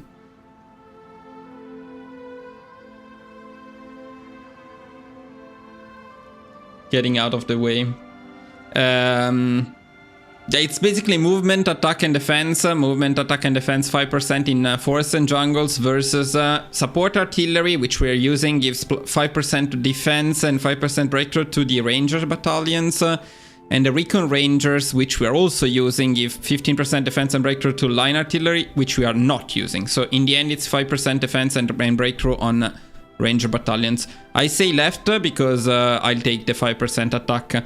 If we were using line artillery, maybe this one, but yeah, defense is not particularly useful. Breakthrough is a bit better. I think this template already has decent breakthrough, to be honest. Yeah, it doesn't have that great breakthrough because when you go infantry only, breakthrough is a bit lacking, but it's okay. Overall, I'd say something like this is good.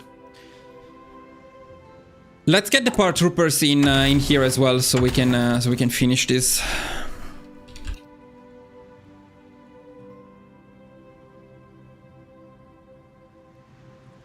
Yeah, I agree. Artillery is good, not in this template. Like artillery, in my opinion, if you go line artillery, I'd go all in on that, and I would do it with the doctrines that give soft attack to line artillery with mountaineers only. So something like this. Then yes, because the soft attack you can get is absolutely crazy. If you want to make a proper special forces build, though, then you go for combat with reduction, not for line artillery, and you go for pure special forces to keep the supply use low. I mean, look at the supply use; it's insanely good. This is a 40 width, and it becomes 35.6 when you have the combat with reduction, and insane terrain modifiers. Now, the only thing I'm a bit skeptical about is 25% attack in forests here. It's only like 6% more soft attack in forests. It's a bit smaller though. 33. I don't know. 237. What about this one? It's the same. The soft attack is exactly the same. Actually, we can do it from here. If we replace with rangers, some of them, what happens? So we lose some organization, we gain some recovery rate, nothing too relevant. We lose breakthrough, gain defense. Nothing too relevant in here. The stats are the same, the production cost is the same. The terrain modifiers, it doesn't tell me how much they change. That's a bit annoying. But you certainly gain some attack modifiers in forests and jungles. And you keep very good ones in mountains and hills. Now, of course, it's more balanced. It's more, the idea is it's more balanced because the point here is if you go pure mountaineers, you smash everything in mountains and hills, but the terrain modifiers elsewhere are not as great. If you mix them with something like rangers or marines, the stats remain the same, and you spread more evenly those modifier bonuses, so you can literally push anywhere with insane terrain modifiers. That's the idea. That's why you mix them. It's not for other particularly crazy reasons.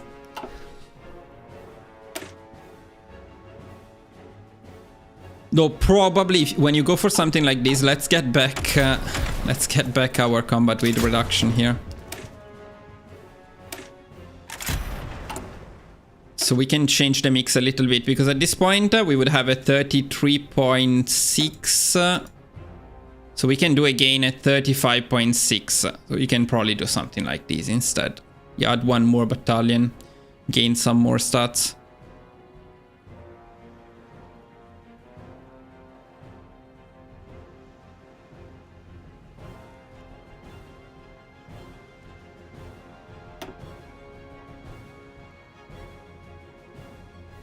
Yeah, not a big difference overall, but okay.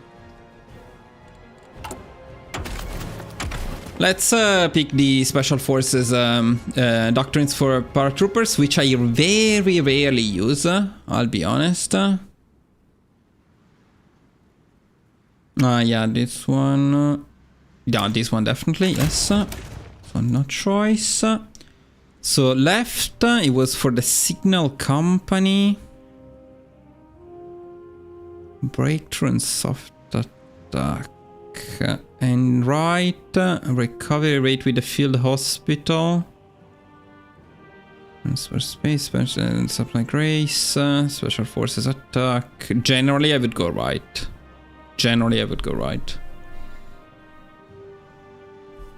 It's nice to have 15% soft attack on paratroopers, but you're unlikely to only use paratroopers. I don't know, because they are so situational, the paratroopers, that it's a bit difficult to... But let's try. Let's try to make a paratroopers build.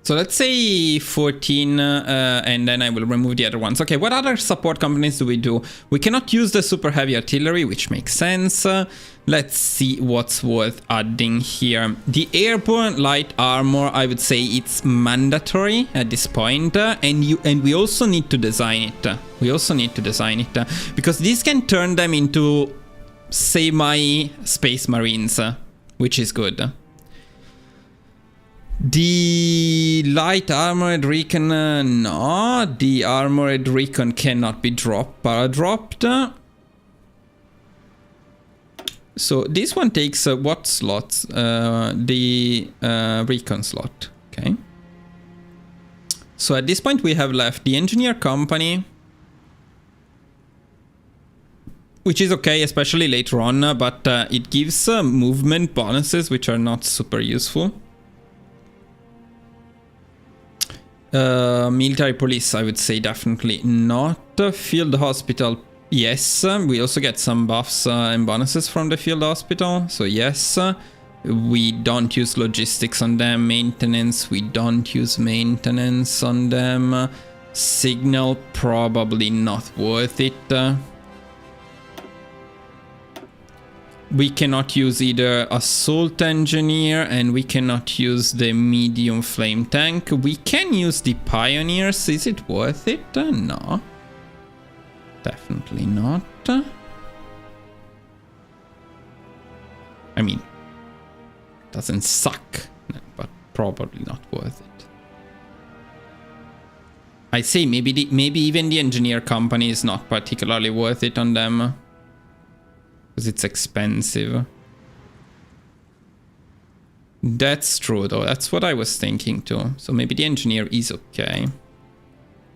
In order of priority though, I would say support artillery, the airborne light armor, that then we need to design. We'll do it soon. Yeah, then let's say the engineer company.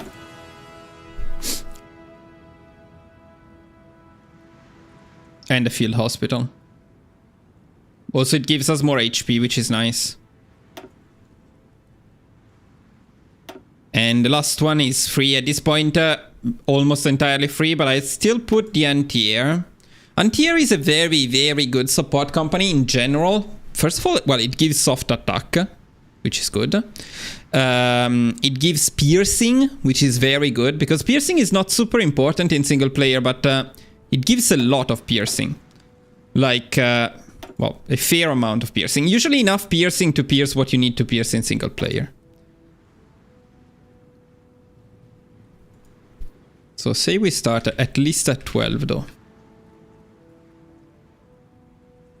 And maybe 18 is a bit too much.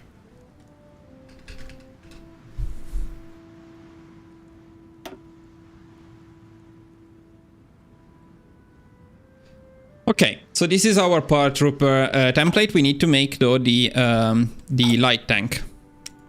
So let's work on that.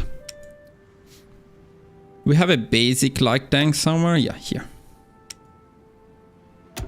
Now from this basic light tank, or maybe we should use the interwar one, but I'll use the basic, it's okay. You know what, I actually changed my mind about this one. I will use the basic medium tank, even though it's an overkill.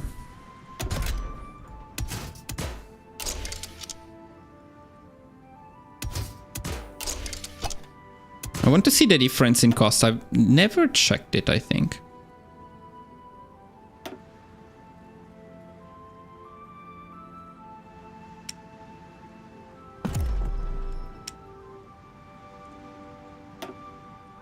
Let me see. So the production, the resource cost is the same, and the production cost is just 0.1 more. I'd just do the basic one.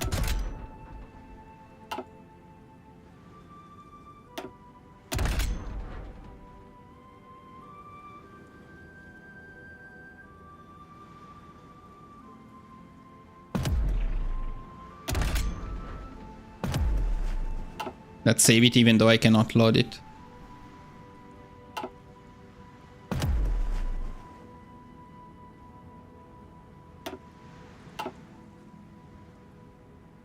Okay, now let's design the Space Marine SPAA and the Light Recon and Armored Lightborne Recon, which is basically the same exact thing. What are you talking about? You're playing Congo. Why are you doing this to yourself? Isn't it better to use heavy flame tank instead of medium? No, definitely not. But we can. I can show you that. So let's do that quickly here.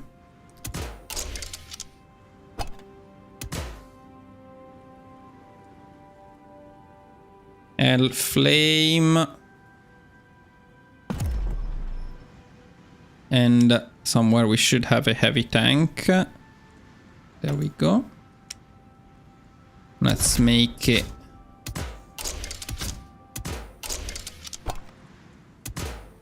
H flame.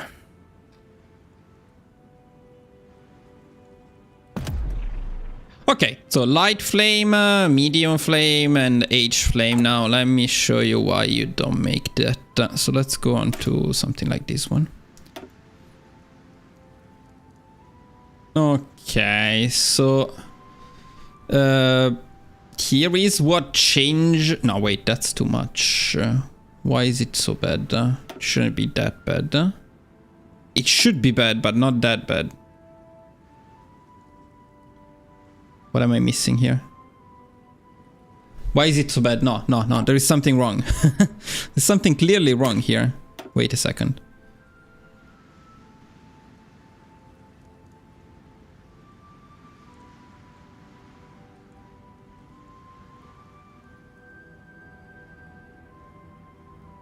Now, why is it so bad? It must be some doctrines, I think. It shouldn't be that bad.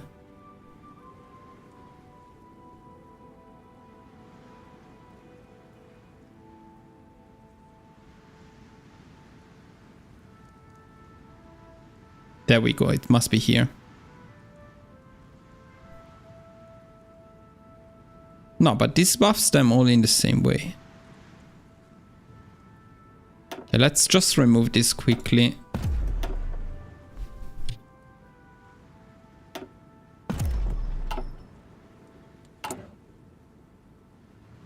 Why is the light flame so bad? What happened? Okay, so if we add the light flame tank, okay. Then if we change from light to medium, let's see if it's okay. Yeah, now it seems more like it should be. Okay, so this is the switch from light to medium. So medium has more fort attack, forest attack, urban attack, jungle attack. So of course medium is better. But that wasn't your question. Your question was going from medium to heavy. From medium to heavy, this is what happens. Then that's the quick answer. That's just a quick answer. You gain a bit of attack in forts, you lose a lot of attack everywhere else. So you always go medium flame tank, you never go heavy or light. Heavy or light are completely useless, especially since the flame tanks are very cheap in any case. So you can see how the different, well, the heavy is expensive like everything, so that's also terrible for that. But the difference between the light and medium is basically nothing. Is 0 point something, and when you just need the support company, it's literally one military factory in any case. So no, never make light flame tank or heavy flame tank. Good, now that that's out of the way and we can remove the useless heavy tanks from here, we can go back to designing our light SPG. So let's start with the light SPG, SPAA, which used to be here. At some point in my life, it was saved there, then it somehow disappeared, so okay. So, of course you want the basic anti-air gun, and then I usually like to add the sloped armor here, I must say. And then I go all in on armor, but usually that's actually 4 armor. So if you can make 9, it's better.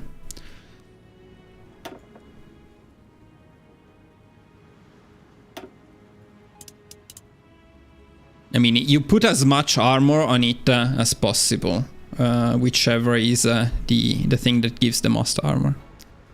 But it's never worth changing from this one.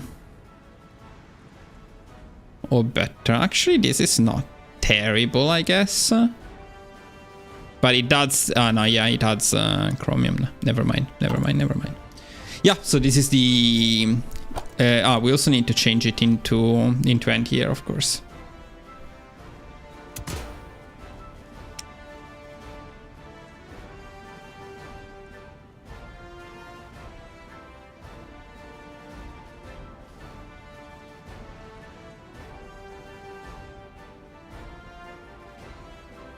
I'll save it as at 0.4 because most of the time you make it as at 0.4.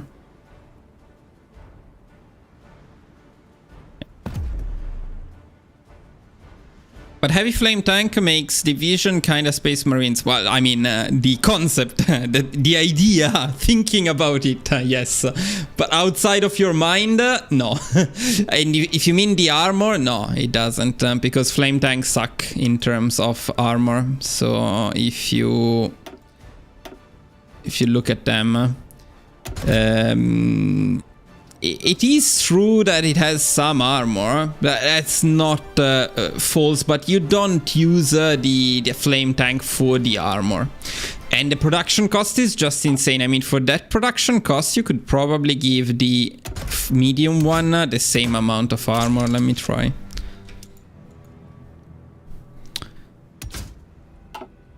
Yeah.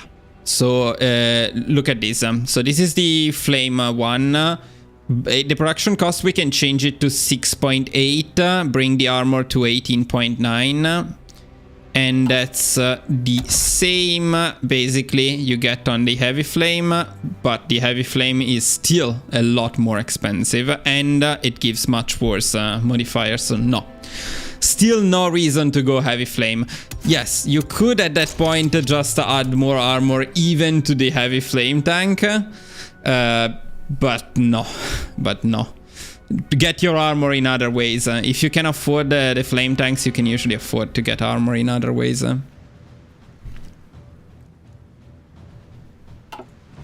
in any case, it's not enough armor. No. So, no. Okay, so we talked about this one. So as you can see, of course, with a self-propel anti-air, which is also a lot cheaper, you put 1 battalion of these and you get a lot more armor. So this is what you use for basic Space Marines. And the anti-air is very good. It's 20.7. Now let me see how much this one gives. Yeah, it's a bit more than the support anti-air company.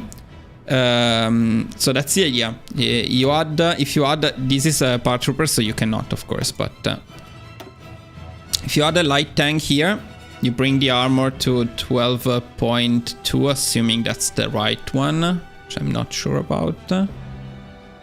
It's probably not the right one, because it's not giving us air attack, so you need to go into equipment.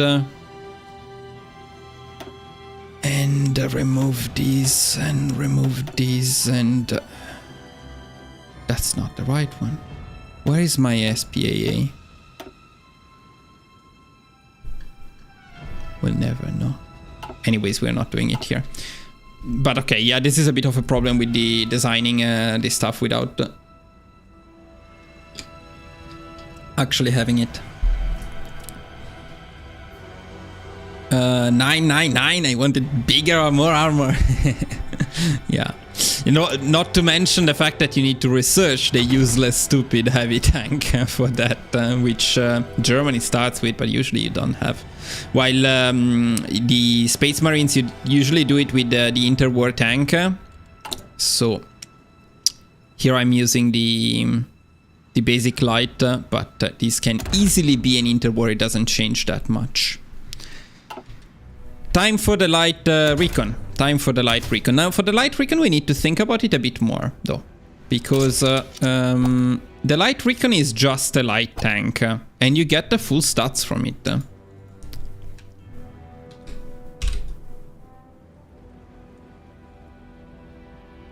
I think LR makes sense.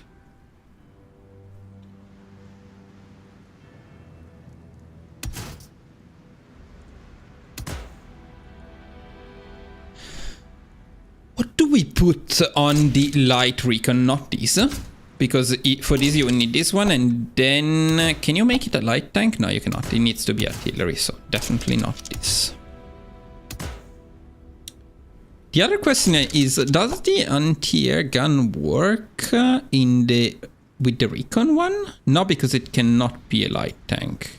Okay. So I'd say most likely you use a close support gun.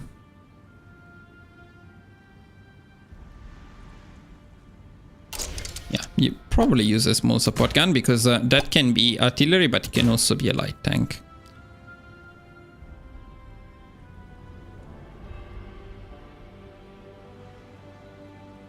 Now, the speed depends, because if you need to use this with your motorized templates, you need it to be faster. So we also need... I need to check. Does the support company in this case slow down your template or not? We'll need to check.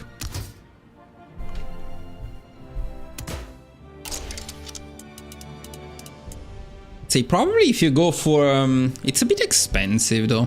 If you go for the light recon for the airborne divisions, you want to give them some armor, so you probably do something like the SPA, but with a basic light tank.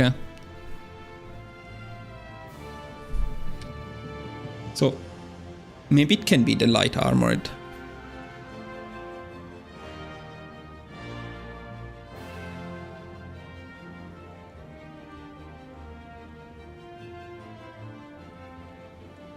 Let's see if there is anything else that is useful adding here. We can give them some breakthrough, which they probably don't particularly need. But we can give them more soft attack, which they need. Then what can we give them? Not needed. Easy maintenance is generally a good one. Not particularly in this case, though. Maybe the dozer blade, but maybe it's better to stay cheap at that point. Maybe the machine guns for more soft attack, but I'd say it's probably better to stay cheap. Yeah, something like this.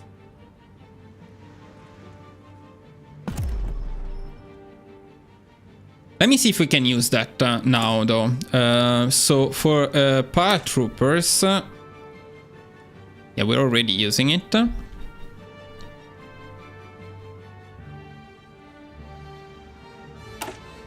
You would need to pick it from here, of course, because...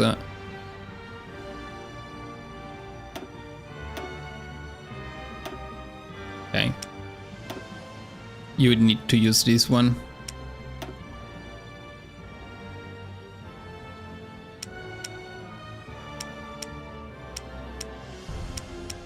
Much soft attack do we gain from that? That's pretty decent, honestly, on this template.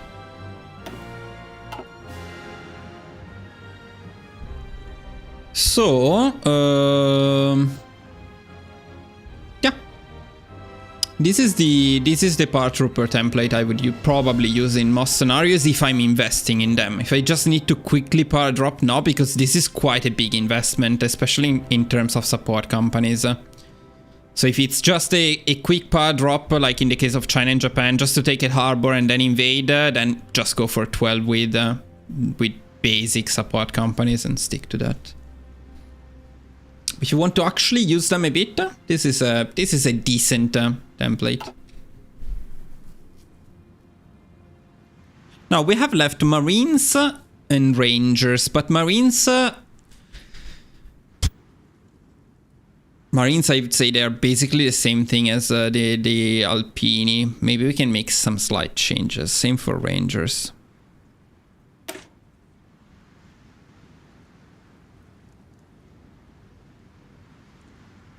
Let me see some combat weights again. So where are we likely to use... no, because we're likely to use them for naval invasions. Then they need to be balanced. So we want a balanced combat weight for Marines. 14 again. 14 plus the support companies, that's it. Of course, in their case, you want to go with the Pioneers. Maki, do you think of making a guide to Ethiopia? Not really thinking about that, but maybe. Right now, it's not something I have in mind. So this is already a plus 75% amphibious. If you want to use them just to get your naval invasions done, I would use something like this. Cheap, maybe with anti-air, since maybe you don't have the coverage to reach them, to stay with them. Then of course you can add the flame tank. Let's say we add it.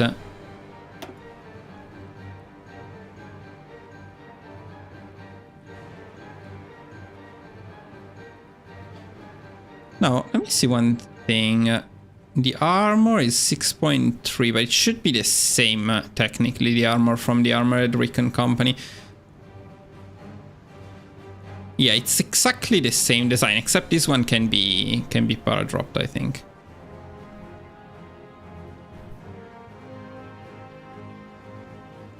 I will assume you don't have Recon Rangers. I'm not entirely sure it's worth it. No, let's see. No. By default, I do something like this, and let's use the same widths as the paratroopers.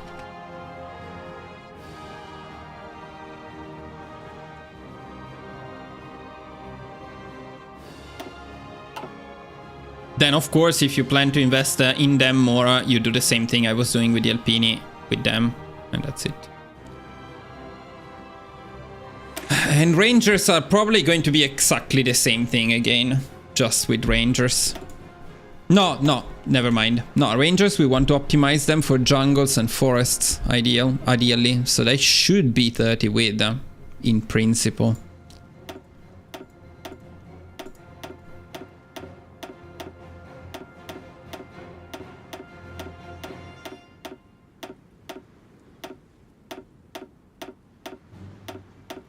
Yeah, probably with Rangers, then you want to do something like this with support artillery, with Recon Rangers. I think they give the most buffs in this case.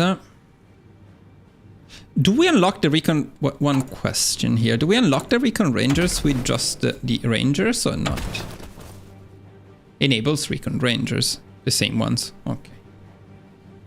By the way, I mentioned this before, but I absolutely hate Rangers. They shouldn't exist.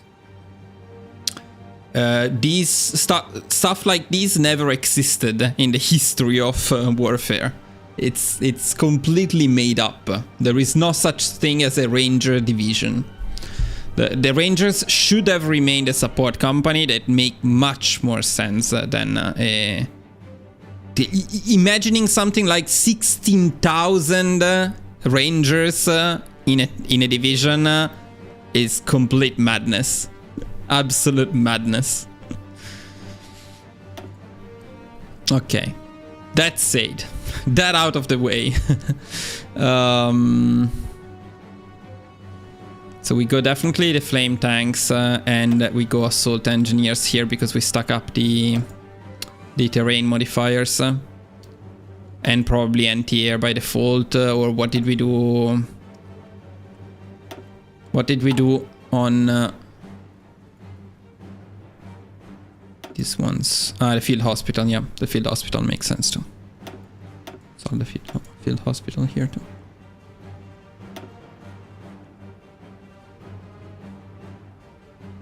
Yeah, by default I'd say 30 with because it's optimized for forests and jungles. So in forests and jungles, these things will kick some asses. And they still have good modifiers elsewhere, but in general, Mountaineers are better.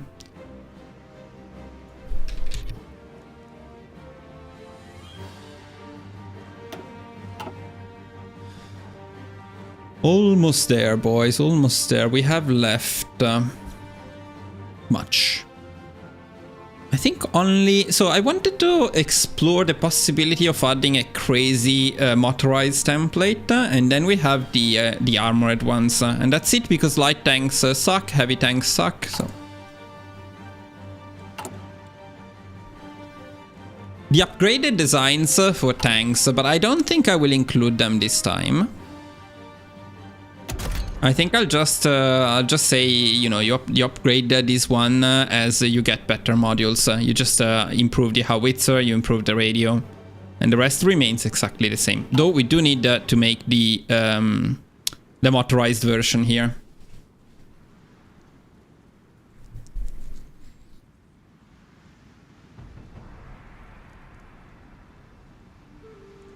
But yeah, other than that, we're fine. Okay, let's work on the motorized, which in general I slowly moved away from because it wasn't particularly worth it. In fact, I think Germany starts with one that we can use here.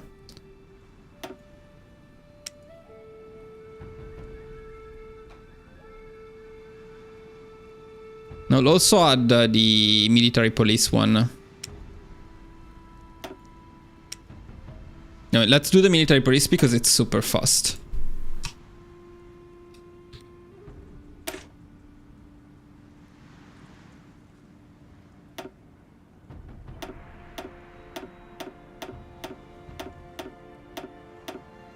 In fact, it's actually not military police like this, so it's more like garrison.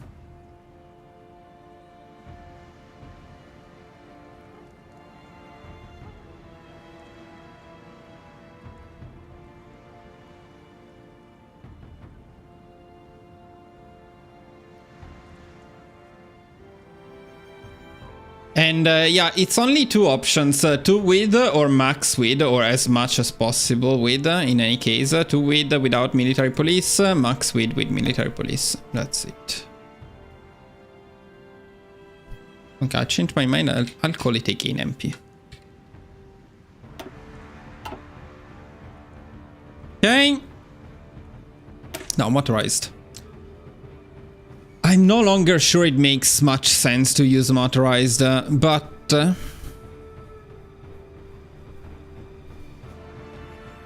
other day when I was testing light tanks, I was actually thinking whether making some motorized with motorized line artillery could make sense. If you look at the stats, it's not that bad, honestly. The soft attack is decent.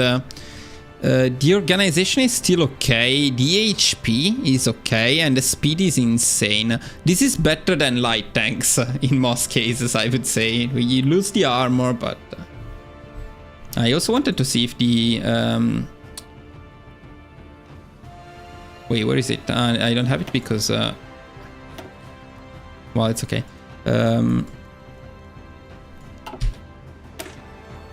I don't have it because it's in here. What happens if I add the airborne light? Does it slow down the speed? It does. Okay. So the light recon, when we make, or the armored recon, when we make it for the motorized, it needs to be faster. But I guess I will leave this insane template out of...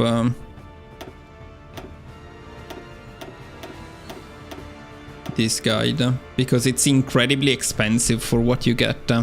It consumes a lot of trucks, it has low hardness, it uses high supplies, it uses a lot of fuels, it has no armor, so it will take heavy casualties, it has bad terrain modifiers. Yeah, you just generally don't want to do it. And if it is just to rush victory points, just go pure cavalry for that. So I will not include this anymore. This was in my last guide, but I don't think there is much of a point. If you start with some, you can use them as a defensive line behind tanks, but not worth making it to the template. So let's move on to the arm.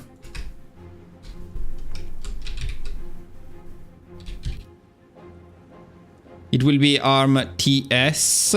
It will use this one, and now we need to make it.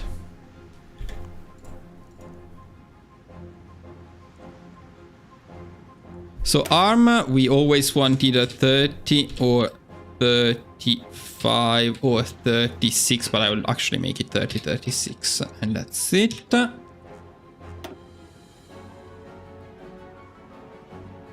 motorized buff from doctrines, let's take a look.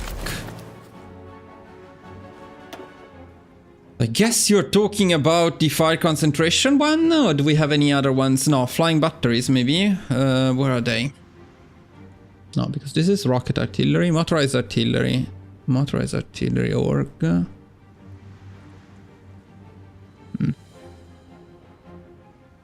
If it's somewhere else, because if it's 20 org, no. Armored cavalry. Where is it? Here? So, yeah, here. Let me see. That's not for us. Light tank is not for us.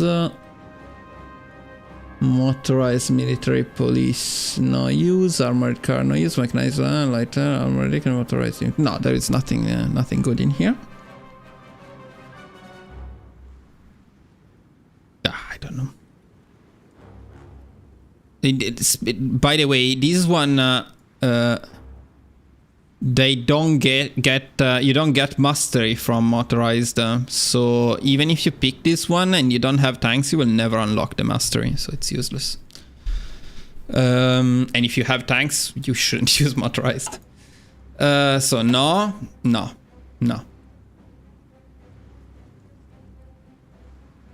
Something in here. Some soft attack. Literally almost nothing. No. The answer is no.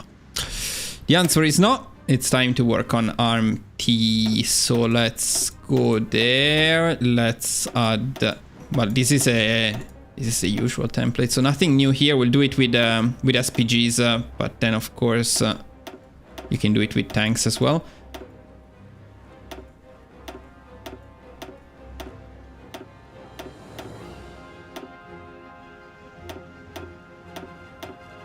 And this is it. The problem here is we are very low on org because we don't have the mastery yet, but yeah. I will adjust it maybe a little bit before showing it, but it's okay. Now, what do we want on this one? Because that's not irrelevant at all. So let's remove a couple. Support artillery always. Then, of course, the medium flame tank. Then, well, let's say assault engineer and medium flame tank. Also mandatory. Then what? Because here we have a bit of an opening. Now, the support anti-air, no, because this is so incredibly expensive that if you can make this and you don't have air supremacy, you're an idiot. So, no.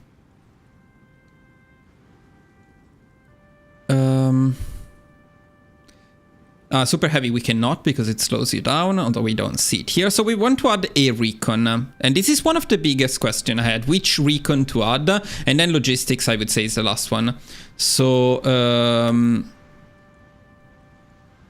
let me start with the motorized recon, but I think we'll change it. And the last one is logistics, and that's mandatory because the supply use is out of this word. Now we need to design the tanks. Then we'll think about the last motorized, the recon company, which one to use.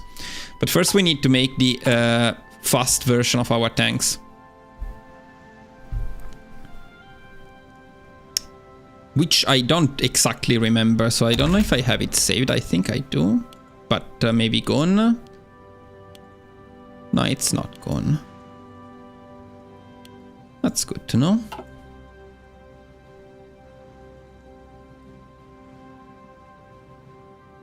Though I'm not entirely sure it was this one.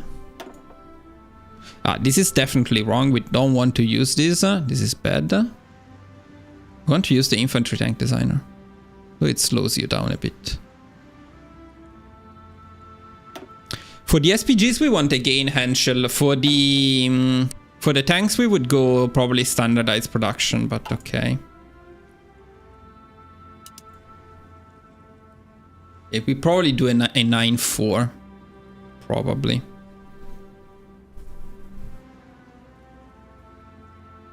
But this depends a bit. This you need to adjust. Then we say this is an S1 at this point.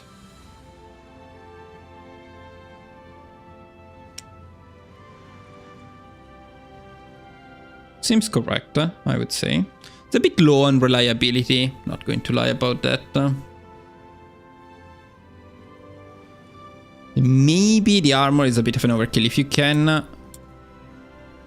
Because with the mobile warfare, you make this up. Even with the doctrines, you make this up. So maybe okay. Let me change one thing here. Let me check something. What did you outdate? How many of my awesome designs? Actually, let me do something here. 1 second.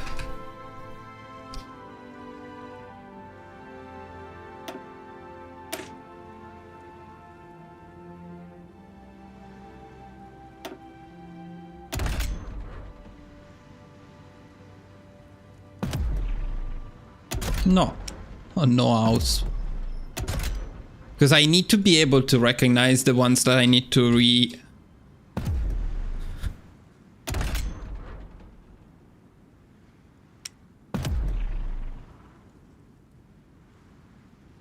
White flame also, no.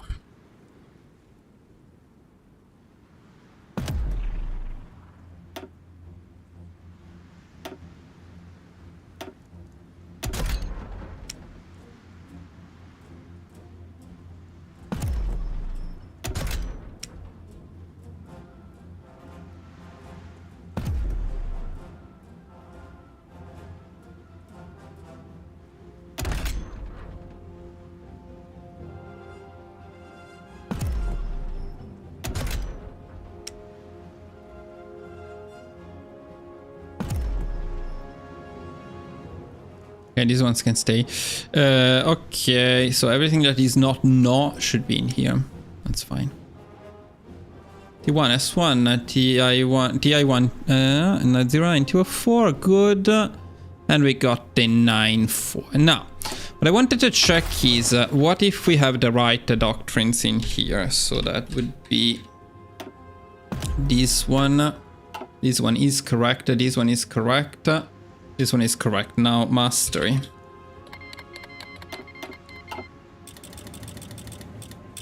How about now?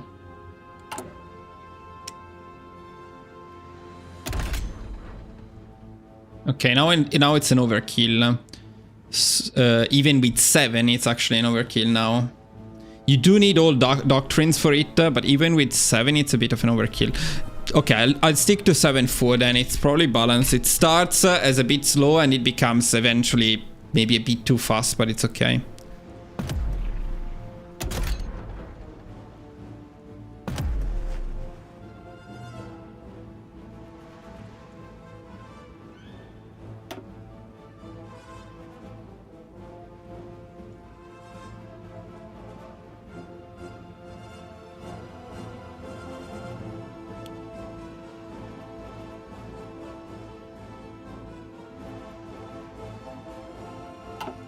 Okay.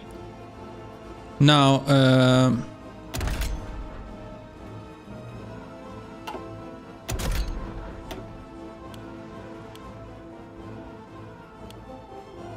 the T1, and we're good to go.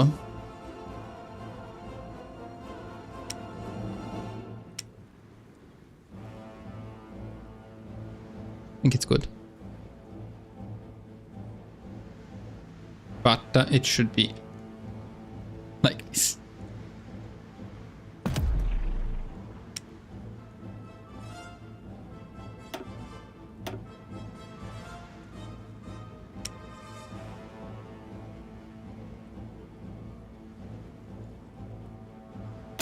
Why is it cheaper? Because of this one, right? Yeah.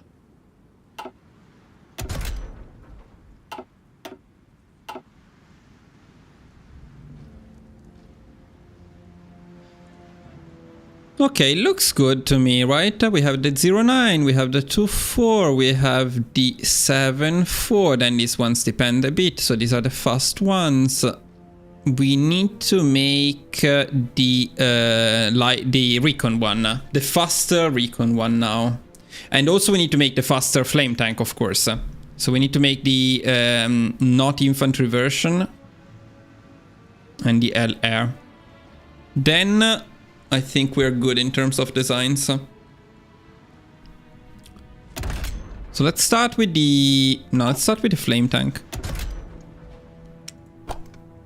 Because it's easier.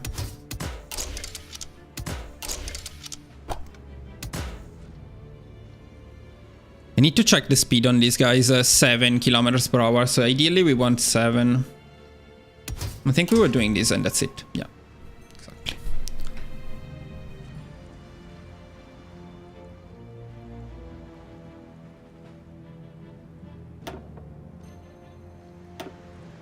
Yeah, that's good enough. So FL1.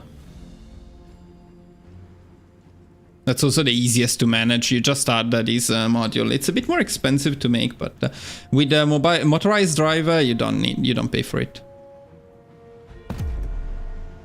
You fucking made the other one outdated, didn't you? Flame tank is good. Now the light recon, from which we possibly start from this one. I don't think we need the extra armor in the case of... so no, let me make a new one. In the case of the light recon for tank divisions, we don't really need the extra armor. We also don't need the extra breakthrough. So we basically get it mostly for the buffs. So we can go for some Christie suspension, or maybe even the wheeled suspension. No, because this doesn't give speed. It's useless. So Christie suspension, that's good enough. I don't know if it's worth adding some soft attack or not. We need to though, probably, right? We cannot save it otherwise, so yes.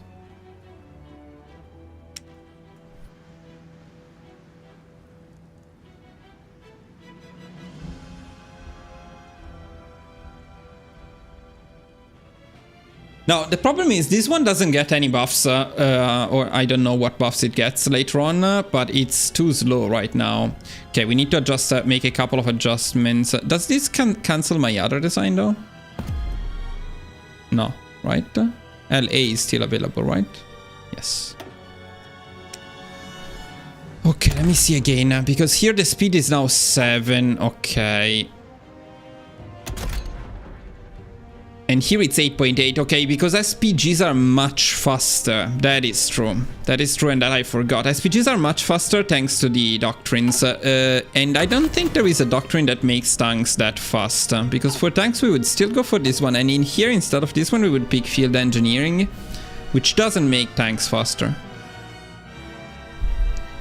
So we need to adjust it a bit, because we need our tank to be faster than that. Otherwise, tanks are slower.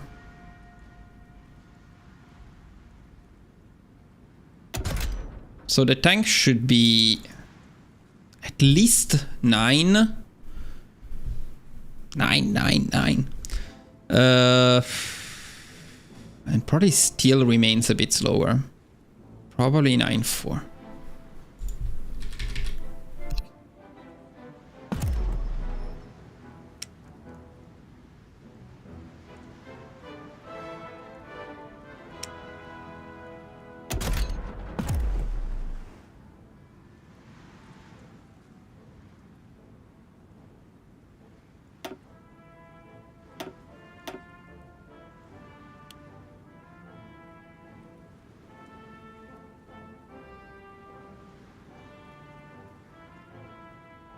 What's this one?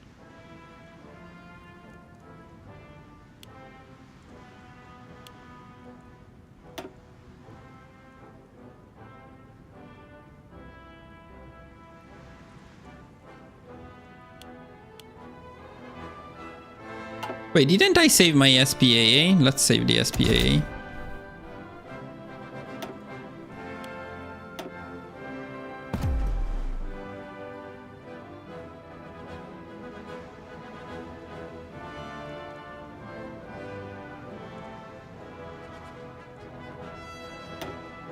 Okay.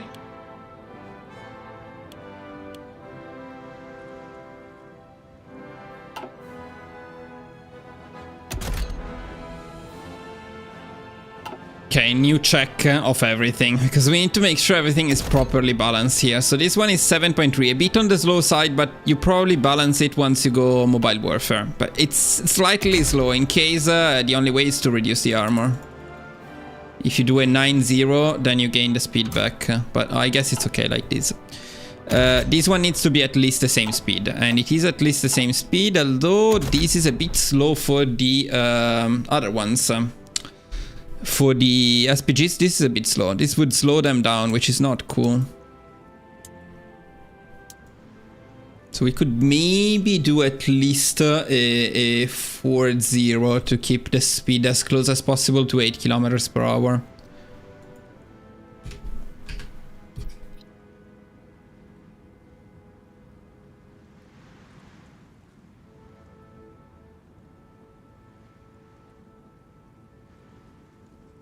Maybe this doesn't make too much sense though. It just needs to fit. It just needs to fit the tank. Then you adjust it because every run is a bit different. It also depends on the MIO.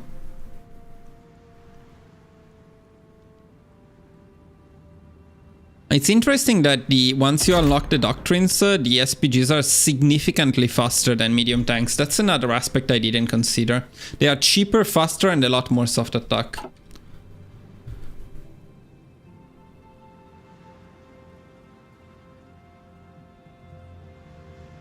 What did we say we lack? The light recon. We still haven't decided the light recon, which in any case needs to be a little bit faster.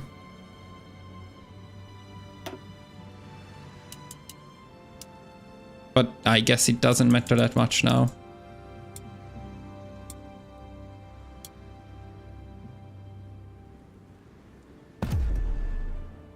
And then the other big question was, is it worth making it more expensive to add battalions, add breakthrough, add armor? My idea is no, probably it's not worth it.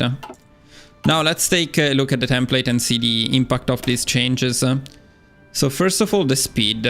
What's slowing us down? Something is slowing us down, and it should be... No, what is slowing us down? The medium flame tank, probably. Yeah, it's the medium flame tank that slows us down right now. So let me adjust that.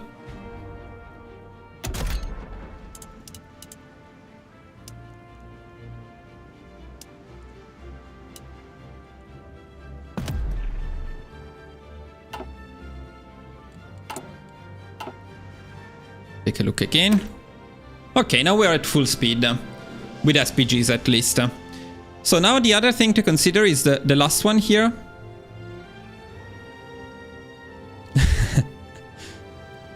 The last one thing here is the recon company. Unless we want to use signal, I will also take a look at signal.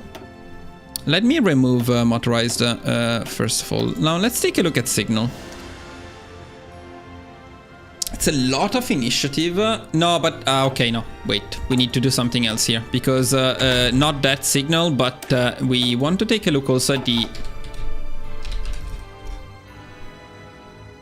armored versions. I'll leave the helicopters aside for now, but the armored versions I want to take a look at. They might be interesting.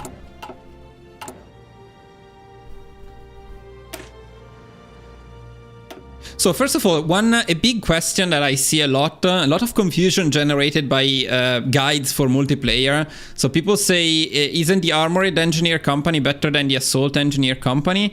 Well, let's take a look at that. The short answer is no. So when you switch to Armored, you gain a little bit of defense, you lose a little bit of breakthrough. Basically no differences in terms of this stuff here. So what we need to look at, take a look at the modifiers, and so also important, by the way, this is with SPGs, so the tank and armor variants battalion breakthrough is nullified by that because we're not using tanks, or maybe the armor variants matter, I don't know. In any case, it's very little. And down here you gain movement and you especially gain defense in several terrains, but you lose attack. And in general, attack is the most important thing. You only gain attack in rivers and amphibious, but you actually... and also, no, wait a second. We need to unlock at least this one to get a better comparison. Not that one, but at least this one. Okay, now we get a better idea.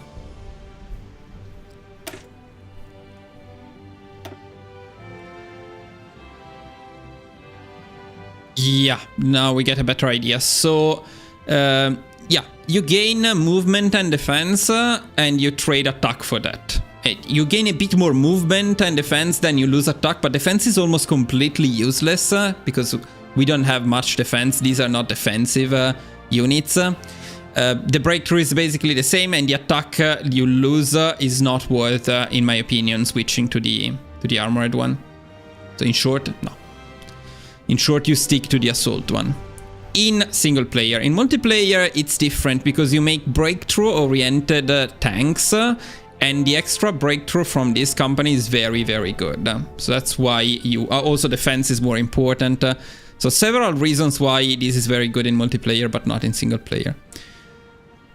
And then what about the armored maintenance company, for which we need to remove... no, not remove nothing, but what if we added the armored maintenance? You would gain the equipment capture ratio, but honestly, the reliability bonus, it's okay. The main reason to do this is the extra HP, but that's not enough to justify this move, so no. So in short... where is the armored signal? Armored signal is down here. The armored signal is also considered super good in multiplayer, and that's really a lot of breakthrough. Consider that we don't make breakthrough-oriented tanks.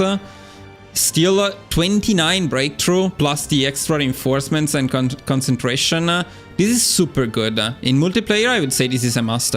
But again, in single player, this is already an overkill. You don't want more breakthrough than this, so this is useless. Finally, let's move on to the recon. So we are almost done with this. And here I specifically want to compare the light armored recon company with the other ones and see what we gain, lose. Especially with the motorized. I think rangers slow us down, right? So yeah, rangers are not an option. It's either motorized or armored. Motorized being slightly cheaper and not requiring an additional production line, but now we need to see the difference between the two. And I'm pretty sure light recon might be worth it in the end.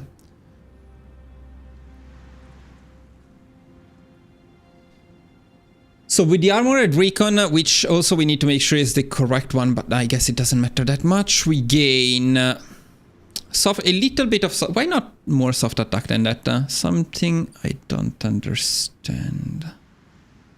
If we have a plus 10% on SPGs, why do we only gain a total of 8.3? We should gain more than that. Unless this also gives us the... okay. It's not only the light recon, it's also the motorized that gives the same exact buff. That's why. Okay, that's why. So, you lose defense, you gain a bit of breakthrough, a bit of soft attack, a bit of hard attack, fuel capacity, drop the max speed, additional production line. You know what? And then you gain movement in forests, you lose movement in plains, you gain movement in jungles, you lose movement in deserts. I'm not too excited about this, honestly. Gain 0.2 armor. I wouldn't say it's particularly worth it.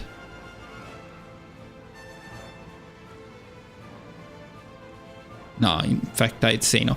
Because this is something you need to design and produce.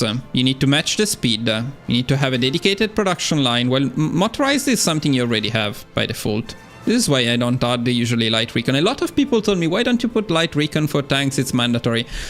Probably thinking about multiplayer because you gain the hard attack, which is very important in multiplayer, but not in single player, so no. The only thing I want to check is what if we use tanks instead? Does it change anything?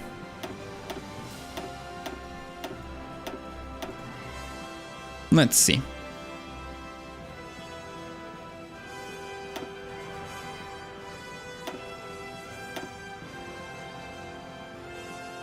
So if we were using tanks instead, and if we were using tanks, we wouldn't be using self-propelled support. We would be using field engineering.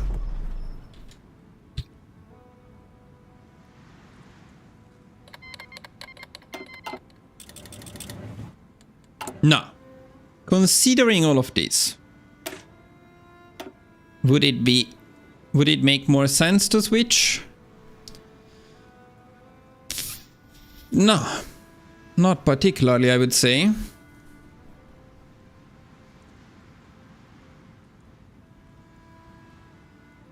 Slightly more soft attack and hard attack, which is kind of useless. A bit more breakthrough, which is completely useless in this case. You see what you're talking about, stuff that is not important. So that one guy in the Disco talking about how armored recon companies allowed him to fight Japan in 1936 was wrong. Damn. Actually, the guy was not talking about this though. He was talking about something different, which I haven't shown this because in the end I came to the conclusion that yes, he was wrong, but I'll show you why. So his idea was not about light recon with armor divisions. His idea was you have some basic infantry like this one. If you add to this infantry a light recon... what the fuck is it? No, wait. Armored recon? No, light recon. Ah, no, it is correct. Yeah, it's called armored recon. Okay. An armored recon, and you make sure it's No. Okay, it's the one with armor. So this one. Yeah. So this was his idea.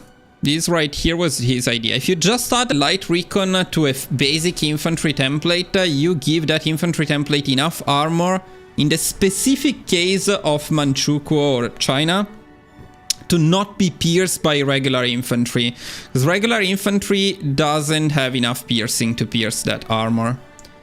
So that was his idea, and the reason why I don't think it's particular... I think the way he was using it though is Space Marines are banned in multiplayer, but something like this I don't think it's banned. So he was using it in multiplayer, basically bending the rules, making undetectable Space Marines, which is not stupid. So that part works. At the same time, it's 9.2 armor, 604, okay? If we add a light SPA instead, so the typical Space Marines, you get a lot more armor, you get overall a lot more stats, and basically the same cost. It's true that you increase the combat width by 2, but in general this is better. So his idea was not better than regular Space Marines. I'd rather do regular Space Marines with the SPAA in that case. Yeah, 1936 is impossible anyway, because as Manchukuo or whatever, you start with nothing at all. So you would need to research the interwar light tank, then you need to research the recon. By the way, also this one is available with the anti-air tech. So for this one you only need, you would need this research here, and then you would need this one here. For what he wanted to do, you would need this one here and this one here. No, sorry, this one here and where is it? This one here, but you don't start with support equip as Manchukuo, so you would also need this one. So it would be a total of 3 researches, while in the other case it's a total of 2 because you start with interwar artillery. But yeah, anyway. No, I wouldn't. Because the best thing to do with the present day Manchukuo is not to play it and be happy. Very happy that you're not playing it. Okay, so my conclusion is the light recon is slightly better than motorized, but not worth it. I will still put it so people don't bust my ass when I make the video, but I'll not actually do it probably in my guides.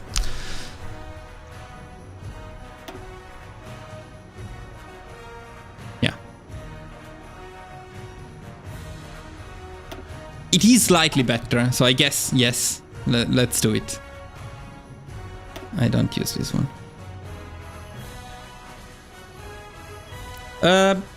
Guys, did we do everything we had to do? Are we missing something here? Or are we done? Infantry, defensive infantry, offensive artillery, offensive tank SPGs. Mountaineers. Mountaineers artillery. Mountaineers, tanks, SPGs. Mixed mountaineers with other special forces. Then. Yeah, but actually I want the armored maybe to be before those. No, let's put it down here. It's okay. Then paratroopers, marines. No, yes, I did. I do want this before. That.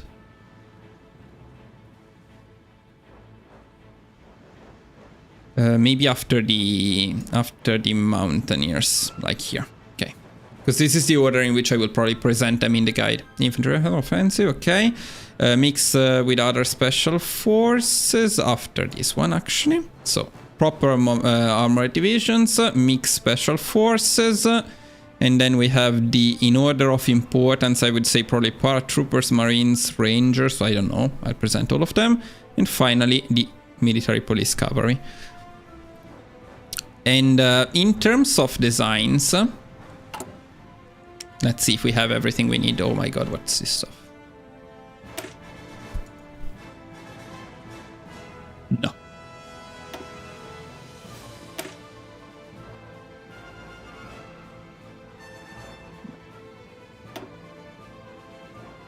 What the fuck? No.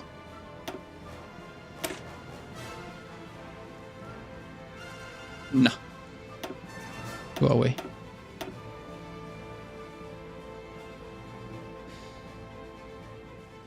Sad that I cannot move them around, but I think we got everything. Got the SPAA, we got the light airborne tank, we got the light recon tank, the flame tank for infantry, the flame tank not for infantry, the medium tank and SPG for infantry 2409, and the medium tank and SPG not for infantry.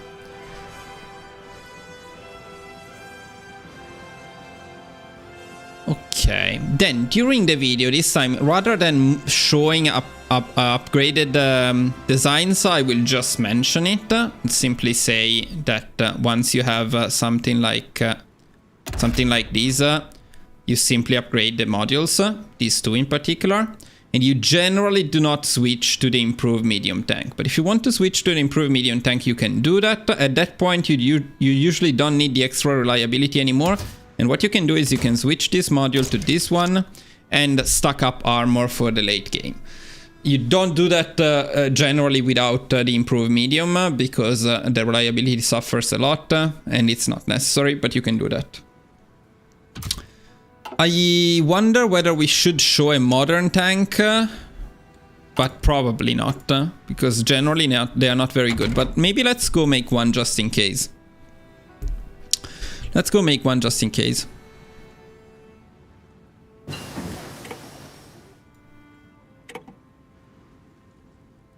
Does it require both of them or not?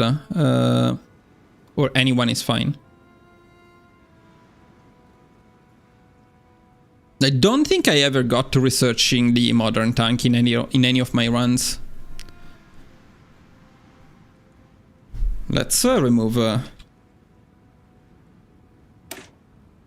You can, right? Doesn't require the heavy, I think.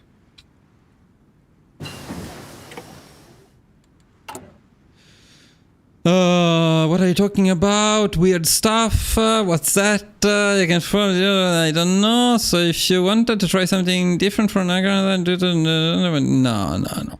I'm happy. Yeah, okay. You technically need reliability. No, that's not very true in the sense. The funny thing is, people, multiplayer obsessed people think, they say that you don't need reliability, you don't need reliability. Then you watch some live streams about multiplayer games, sometimes they show the casualties to attrition and they are insane. So even those multiplayer pro people who say reliability doesn't matter, then they lose most of their tanks to low reliability. So they probably should have done high reliability tanks. It's very simple about reliability. Reliability only affects, it says it somewhere.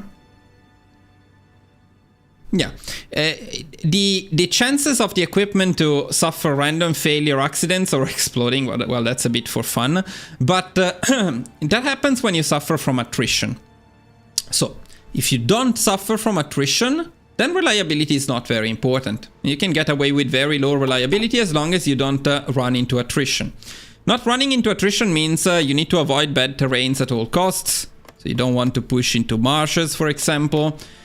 And the argument is, well, you shouldn't anyway. You shouldn't suffer attrition anyway. You should be careful about where you position your divisions, which is all very true. But in practice, that's not what happens.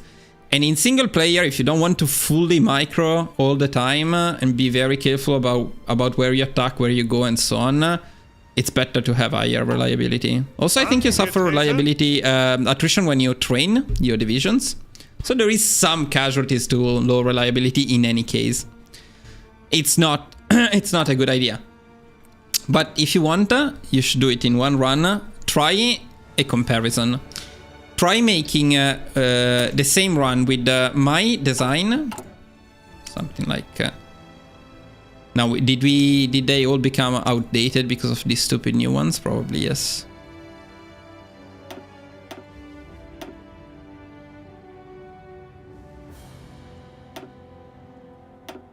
Let me fix this first.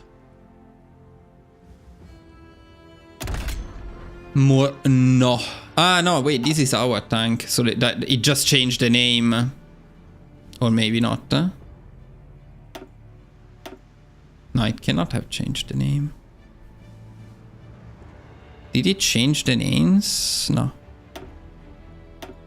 Fucking hate this thing.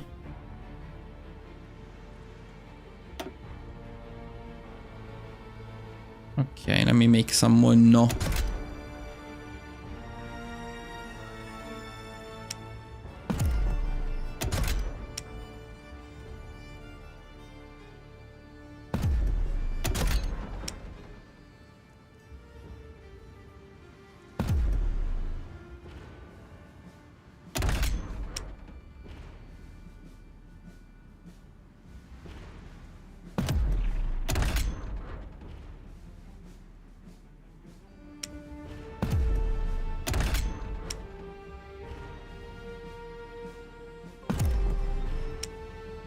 Okay, finally. Now... yeah, so the challenge would be you do the run with something like this design, and then you do it the same run with, say, sloped armor and a lot more armor. Something like this, I don't know. It's still too much reliability. Ah, yes, you use these ones instead. You use these ones. Yeah, something like this. Then you do the same run with something like this, and you see what happens. This is actually a bit dumb though, because it's incredibly expensive for, what, 2 more soft attack? Yeah. Modern tank time. Let's take a look at it. Let's see what we can do with this. Although to make use of this, we also need some advanced technologies in here.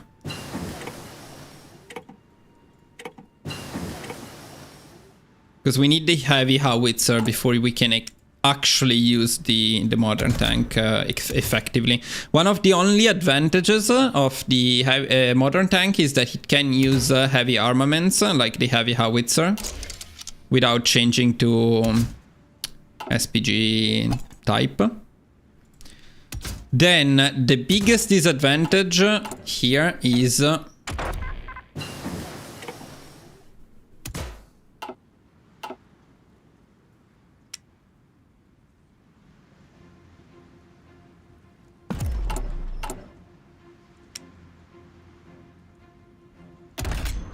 in addition to the insane cost and the fact that it requires a lot of stupid resources, the biggest disadvantage is you cannot use, for some absurd reason, you cannot use the cannons. So here you don't have access to the cannons, means you're cut out of most of the useful stuff. You can only add these modules, which are not very useful.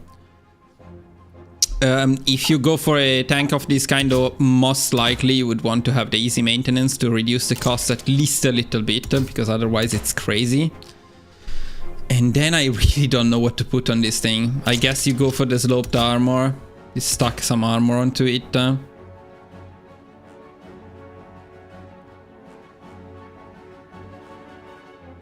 Honestly, no idea. Maybe the autoloader. Then let's say we put max armor and a max engine on it. Reliability is okay at this point.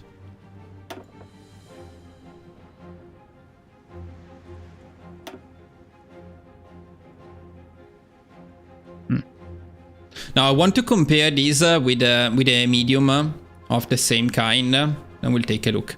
Although I'm pretty sure this was not a good idea. Let me check something. So 23.7, 23.6, but lower reliability. So it's better to go with this. I mean, I'll save it, why not? So we have a modern tank design. It's just nothing fancy to check about it. You lost a game. Yeah, it's easy to lose when you switch, because the other biggest problem is you cannot just upgrade to this one. It's a completely different type of tank. So once you make it, when you want to upgrade your template to it, you need to manually do it, and you also need to spend all of the required army experience to make the change.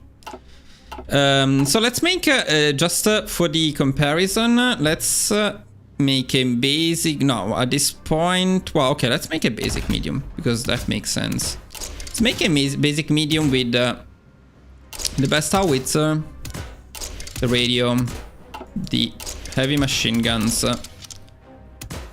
Say that we go for the easy maintenance at this point to make it fair. Go for these, go for these. Max armor, of course, that's much faster. It's one of the advantages. So yeah, we have some problems with speed, maybe.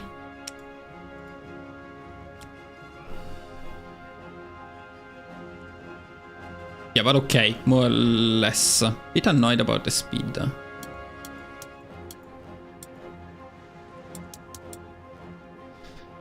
Need to do a 9-0 if you want to keep the speed, but then I lose the stats comparison. Okay, I'll do it like this, just to check. Okay,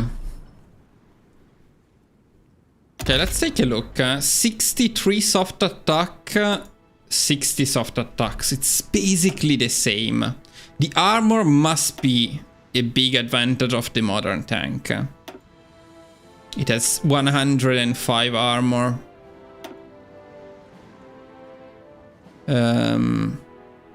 Hardness should be another advantage, 95 versus 85. And of course it's a bit faster and it has higher reliability. At the same time, it's the cost is 22 versus 14. So it's generally not worth upgrading, because the stuff that it gives you, are not particularly good. But when you get to the late game, you have infinite factories. You don't know what to make anymore. You might as well just make modern tanks. Why not?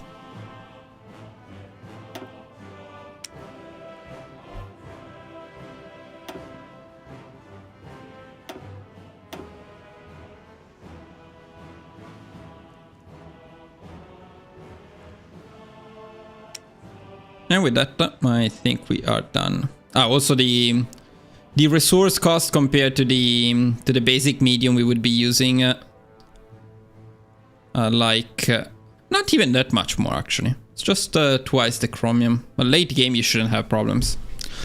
So yeah, late game you can do it. It's very sad that they don't have the, because if instead of this useless module we could add, and this one which is not particularly useful here, we could add the cannons. That would be very cool. This would be a lot of extra soft attack.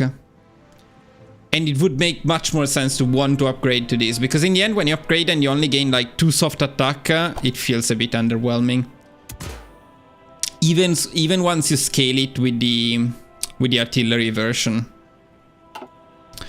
Attrition feels more impactful after no compromise, no surrender, I guess you mean. Getting my armor division stuck at Indochina devastated my stockpile of tank guns and various other... Yeah, so true. It depends a lot on the region. Like fighting in China without suffering attrition is impossible. When you go into China or when you go into Indochina, when you fight in bad regions, you absolutely need it.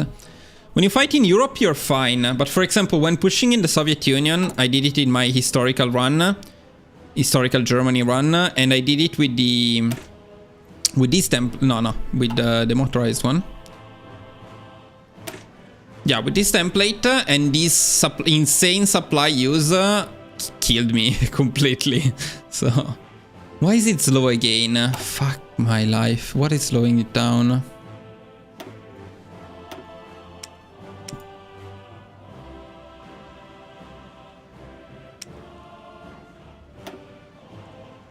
Okay.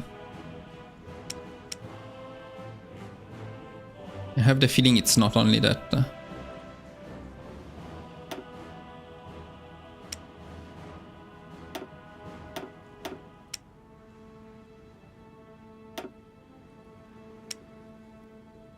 Something is still slowing us down.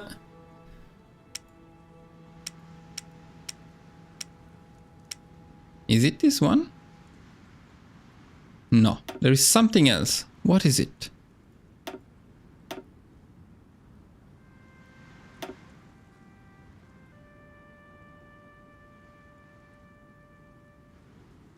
Ah, this... No.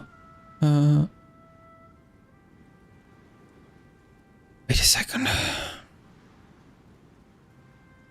Why is this suddenly slow? Because we removed... okay, I know why. Because we went back to field engineering.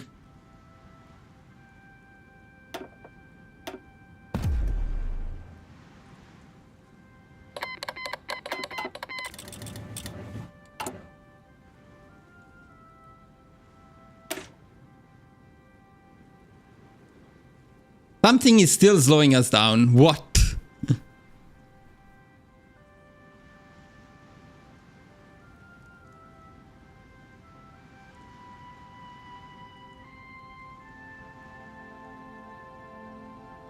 What?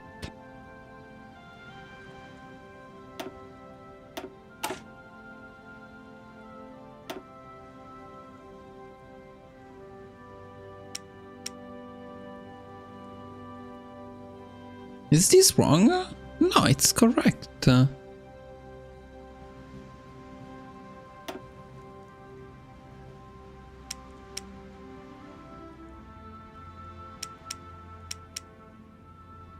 actually, these ones we need.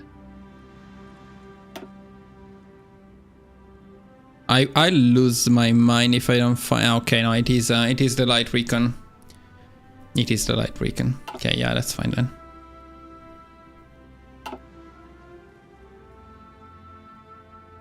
No, those are the ones I don't, because the game creates billions of templates and designs whenever I research something. So I need to easily identify them. So I know which ones I need to show in the actual guide in the end. But I think we got it in terms of templates and tank designs. So what we lack is the air designs and navy designs. But I don't think they can fit in the same video, honestly. It would be too long. I think it's better to make a dedicated video for those ones.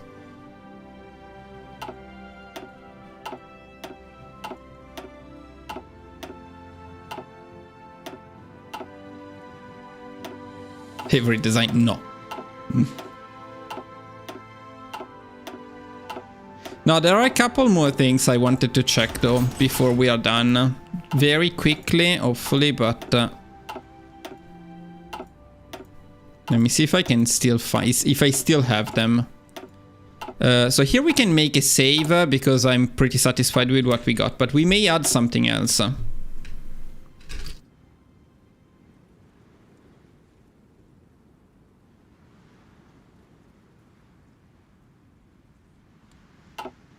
Okay, so what I wanted to check is with Japan. With Japan we did something a bit different. So let me find Japan if I have it somewhere.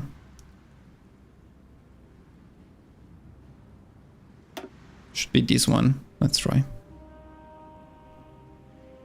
Where is your accent from? Italy. Italy. I'm from Italy.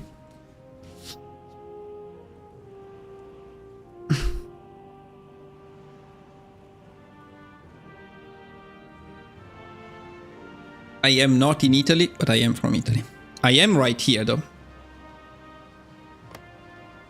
More or less. This little house. Okay, so what I was doing with Japan was different. What was I doing with Japan? I was mixing infantry and marines, and that's okay. That's nothing particularly crazy. But what I think I was doing is using a different medium tank.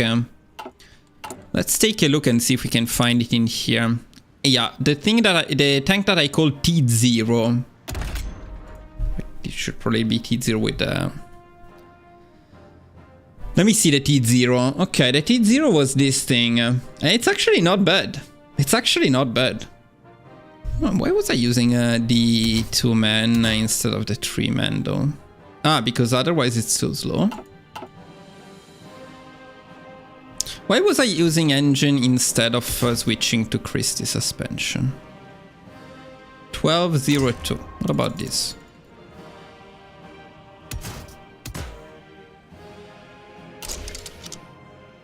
I think I would probably do something like this though. It even has more reliability this way. It's probably a bit more army experience. That might be one of the reasons why I wasn't doing it though.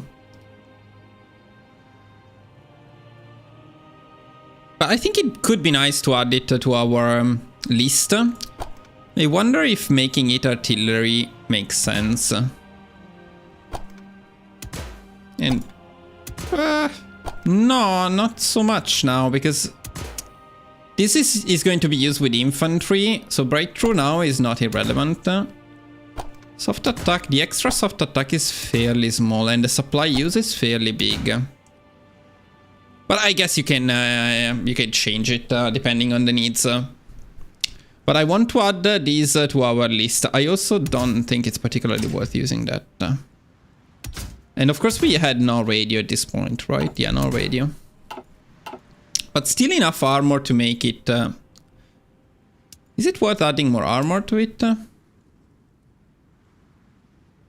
No, probably not. Probably it's enough like this. And later on we add the armor. This is an interwar medium, by the way. That's very nice. It's very nice for an interwar medium.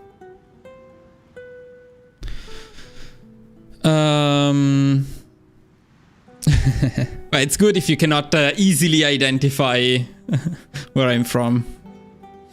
What about interwar designs? Yeah, that's exactly what you were talking about.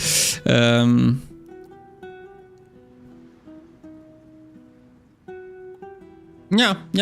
You asked at the perfect time because we are taking a look at an interwar. So with the interwar, you need to be a bit careful with reliability, and but the close support gun is a good option early on. I would still update to the basic medium, because here, if we had access to the... So first of all, let's go back to Germany and add it to our list as well.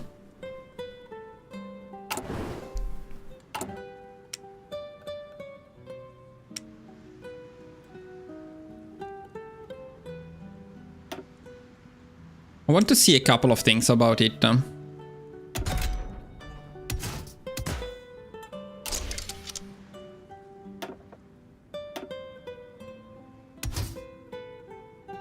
Especially the difference between this one.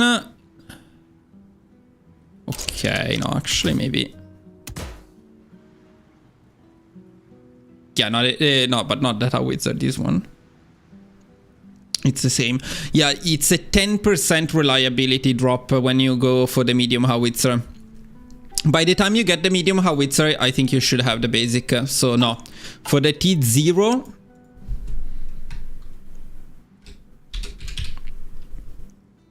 For the T0, we definitely go with the close support gun. I think the heavy machine guns are still worth it, because the soft attack is pretty good. How come the Japanese one had much better reliability? What happened to my reliability?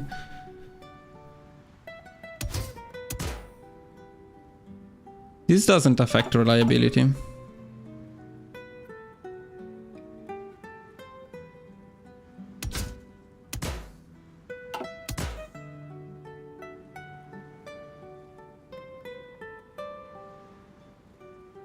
probably not worth it in this case. 73 is something you can work with if you don't change anything else though.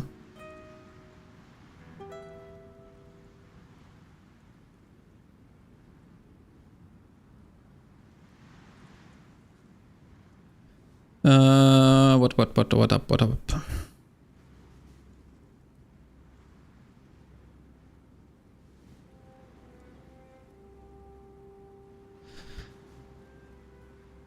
Exactly. Machiavellian. I'm not from Florence though, I'm from Milan, but yeah. Not sure if it was the best choice for the name of the channel, because nobody can spell it properly, nobody can find it, it's very long, but I like it, I like the name.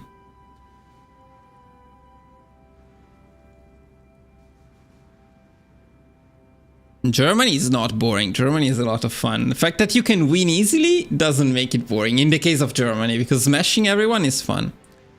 I was just thinking about this tank. I guess this is the basic model. And if you want to make some changes, you can. But I'd probably start with something like this. And this is available even to very basic, because you just need... so for this one, you just need this tech and this one here. And most countries start with this one. Actually, most countries start with these two, so you can get it after one tech, which is very cool.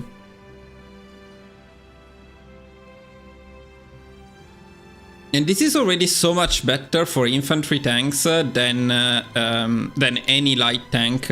In fact, I'm now thinking that maybe I should use this with Romania.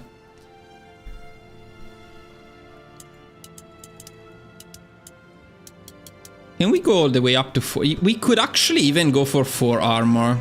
I'm not sure it's worth it, but we could go for 4 armor. What if we also add the...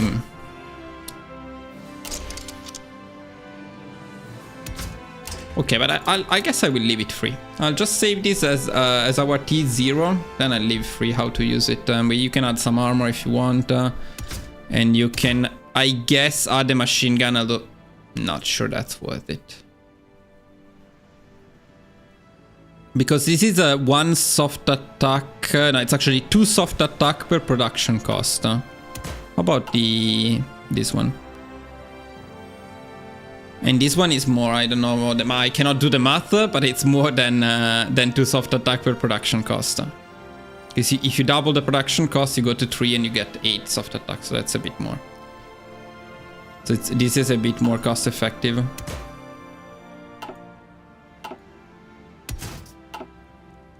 Okay, let's save our T0. Although technically this is a TI0 because it's clearly for infantry. Now, how many of my awesome designs did you make outdated because of this shit? Nothing, probably because it's an interwar. Okay, that's good.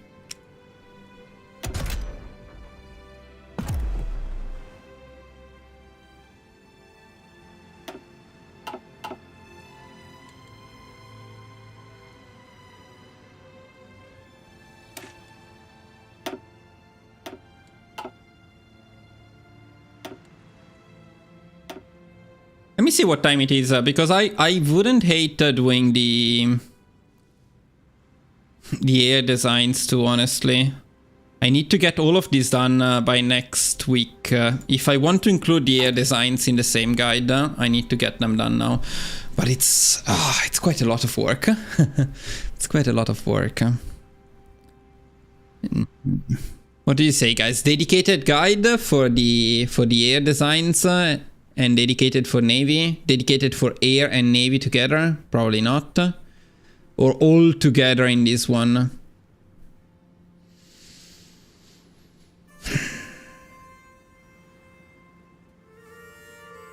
Like, part of me would like to include in this guide also the most important air designs and the most important Navy designs, but just the very, very important ones. So that you basically have one master guide. Milk it and make it 3 videos. It's not only about that, it's also about the fact that this can become a very long video, and very long videos don't do very good.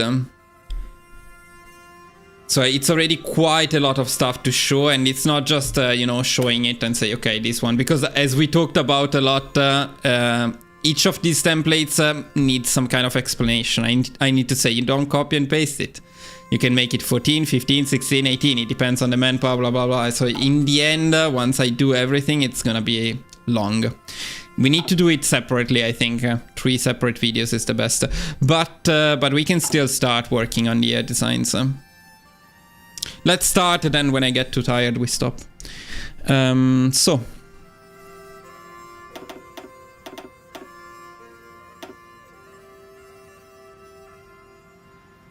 I don't think you ever want to make any interwar stuff in terms of air.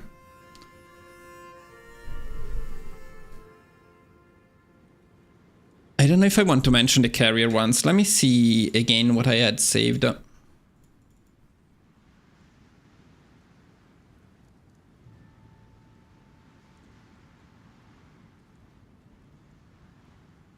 Okay, let's start with the F1.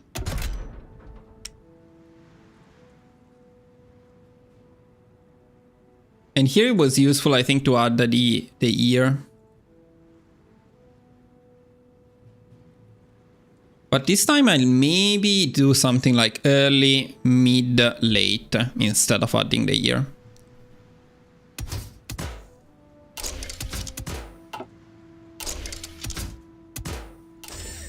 Go with the engine 2.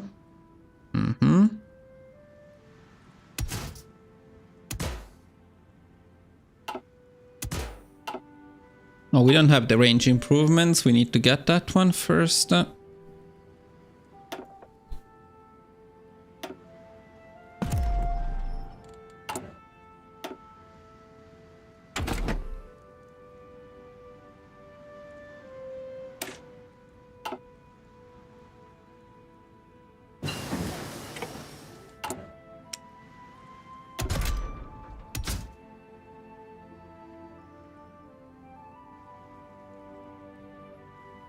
Yeah, you're actually right. I think it's better to take my time in each one. You know, in the end, the template and design one will get the most views, and then probably the planes one second. I'm already making a more compact one, because last year there was templates, tanks, planes, navy, and multiplayer ones. This year I'm not doing multiplayer ones. I'm doing tank and templates together, which makes sense because the tanks are used in those templates. So I think it makes sense to talk about them together. But the other thing is I wanted to bring something new. That's a bit of the problem. You know, most of the templates are the same as last year. The plain ones risks being exactly the same as last year because there was nothing new. So that's a bit of a problem with making a dedicated video. Navy and plane designs are the same as last year. Now Navy, maybe I can add the subs at least. But for planes, I literally don't know what to come up with in terms of new designs. It's just the same as last year. Nothing changed for the planes. So I either use the last year video again, or somehow put the planes together with the... Maybe I can put the planes together with the templates and designs, and then I do the Navy one separated with the new subs at least. And there will be a super heavy battleship, yes. There will be one. Yeah, okay, so here we say that... Let me actually see if we can make some changes of some kind to make it more meaningful.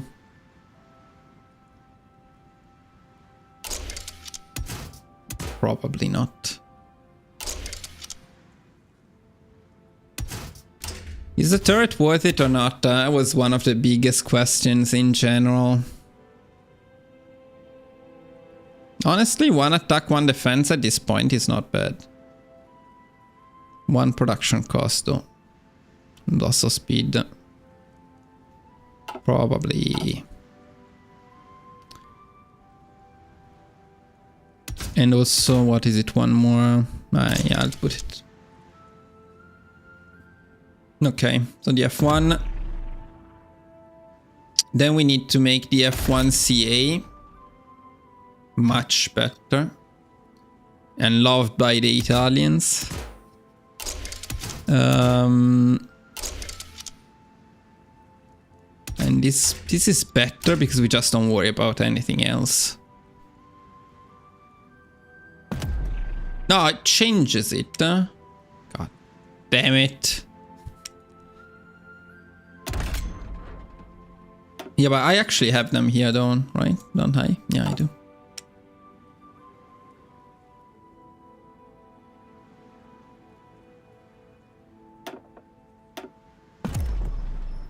Are you fucking kidding me? Where is my... Okay.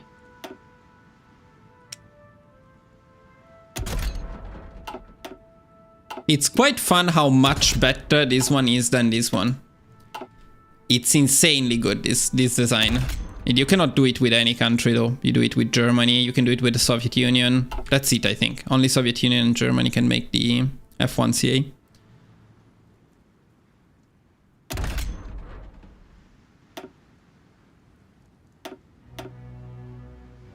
Yeah, I also have them there, so it's actually much faster than... and we just need to think about them as we look at them. But if I just include these ones, we're good to go. And maybe one strategic bomber. I don't go into the more later game ones because they're usually not needed.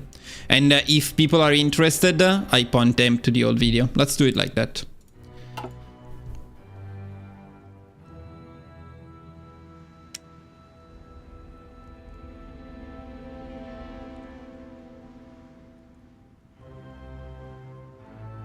Okay, then I will actually... no, let's stick to this.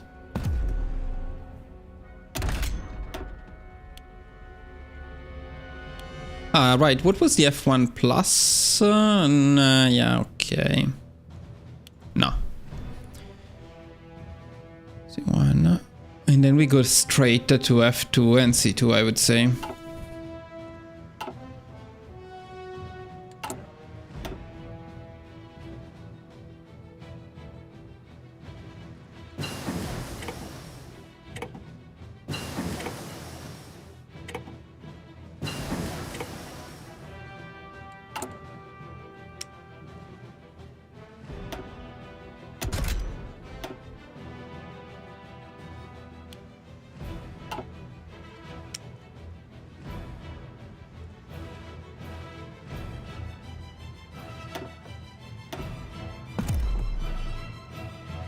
Because the thing is, you can keep using this design until the end of the game, no problem at all.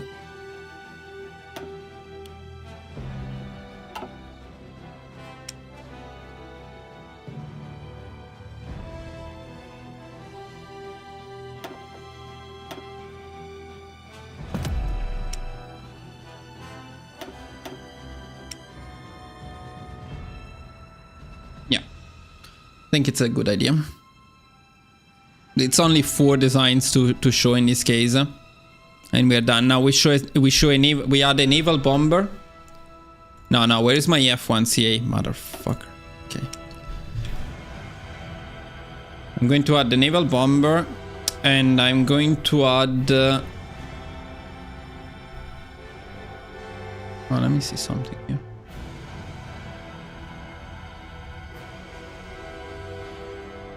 Yeah, okay.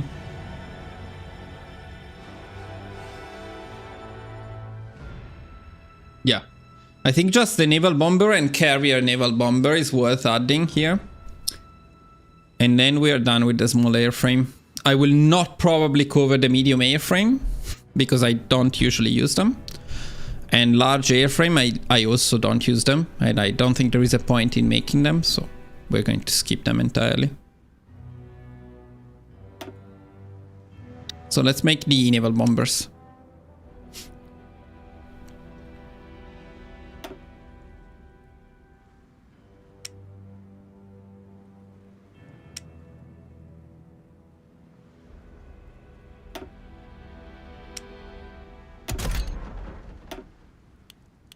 Which I don't even have saved here, interestingly. But I have it in the folder here.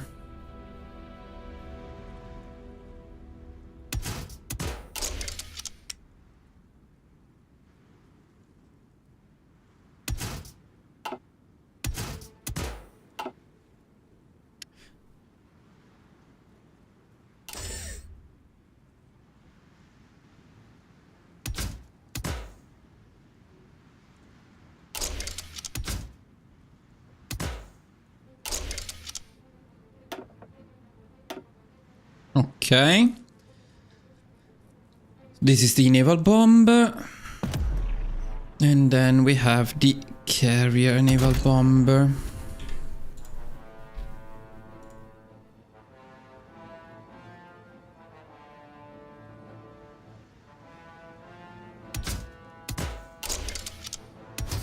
Don't even think there is a point in upgrading the engine in this case.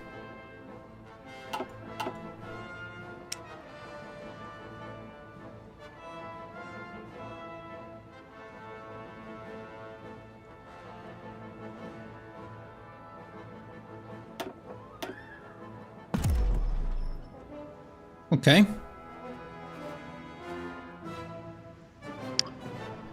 What's up in the chat? Maybe use the planes as the tutorial and go a bit more detailed in the explanation, since there wouldn't be anything new. The thing is, there isn't much to explain when it comes to planes. You just make them. I have a guide on how to position them, assign them to armies, but that wouldn't be the right place. This is a guide about the designs. So in the guide about the designs, I think what you care about the most. Like, I imagine somebody opening my video wanting to see, okay, I'm starting the game. What template do I need to use to win? So you go into my guide and I show you the templates you use to win. Any of these templates will win you the game. Just do these ones. Okay, then you use those templates. Most likely you need to use them with planes, right? Which plane designs will win you the game? Well, these ones. So just make these ones and don't worry about it. And that's the basic. And then if you want to see more in detail, in-depth guides about planes, you go check the one I made last year, where I have all of the advanced designs that I don't use, but if you wanted to use them, you use them. The Navy is the only one that is a bit different, because I never covered stuff like cruiser submarines, the fleet submarines, super heavy battleships. I don't think I had a proper design guide on them. So I could make a new guide on the Navy. Maybe not a highest priority though. And also I want to wait, because Paradox will surely mess up with the Navy very soon. I can see that happening. Let me see if we can add maybe just like, I think I had a couple of quite effective designs for medium fighters and or heavy fighters, and for strategic bombers. Especially the strategic bombers, I think it's only 2 of them. So I think I can show them easily. Basic large airframe. Do we have the basic large airframe? Actually, we should, right? No. We don't.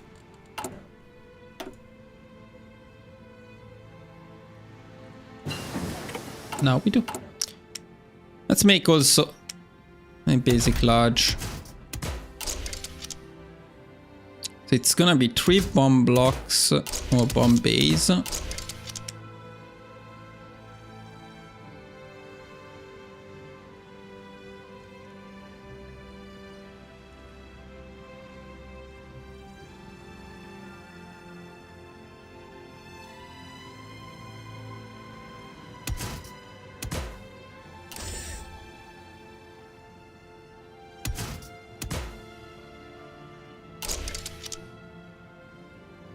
No, wait, that's not the right one.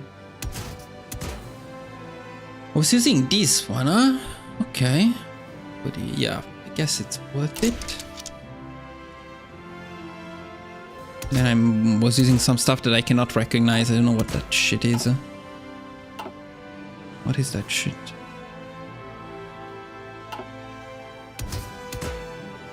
Radio navigation, I think.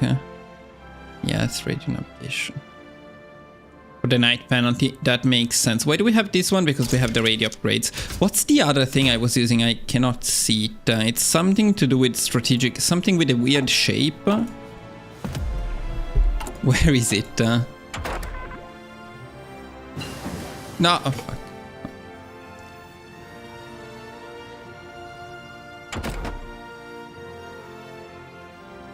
Not this one. Must be something that you get early though, if I had it there.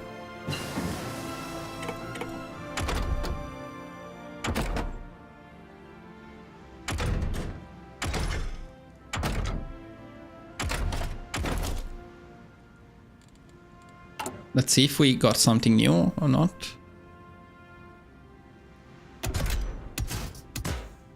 Yes, it's this one. Now, I don't know what unlocked it, but it is this one. Which is actually quite important.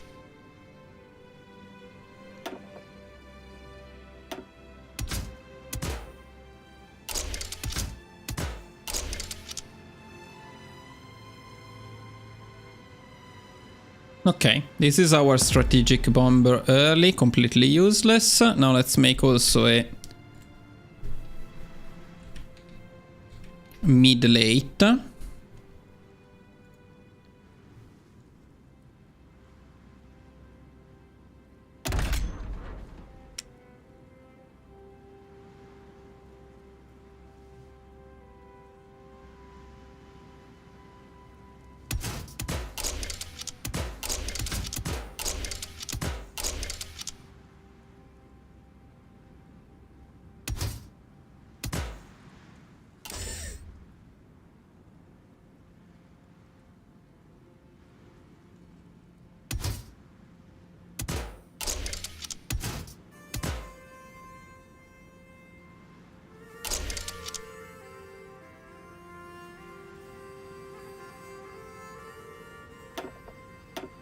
I still need to find what was it, what gave me that module, because I need the improved version of that one. What was it?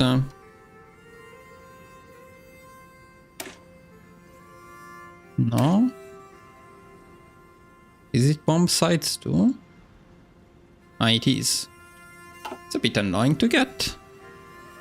It's a bit annoying, but okay.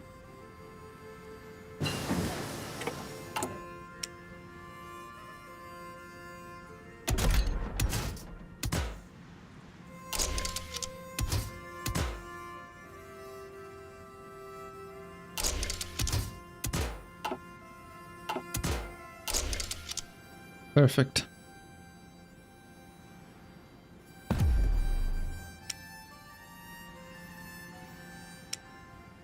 Where did you put my other one? Okay, here. Okay, we got the strategic bombers too.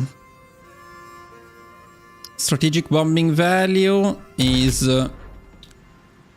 55.6, 75.6. That's enough for strategic bombing in general. Yeah, thank you. I saw it in the end. Okay, the last thing is maybe one or two heavy medium airframes, which are possibly worth it. Okay, I'll make one for sure that I wanted to make. I never use it, but I still want to show it. It should be a basic medium, right? The basics, yeah, basic medium. Okay. I also need to save all of this stuff. Let's not forget. I want to save all of these in my designs.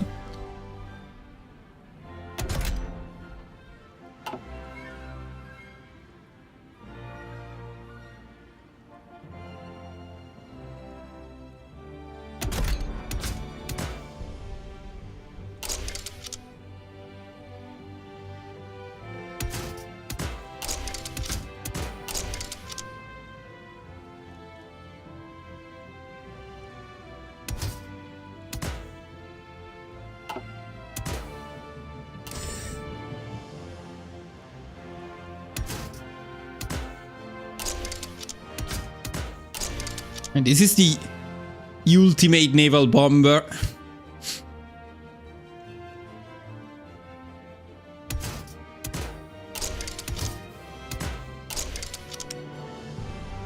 Honestly, I'm not entirely sure about this stuff, but it is for the air defense, but I don't like them. No, I'll actually remove them.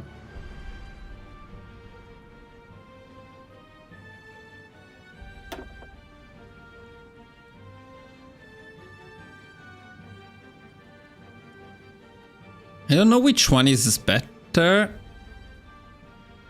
but by default we get naval attack here, so I guess I'll stick to this one.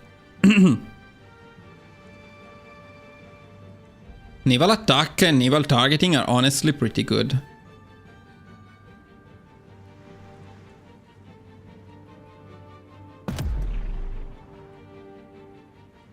Now let's make one fighter option, and that's probably it.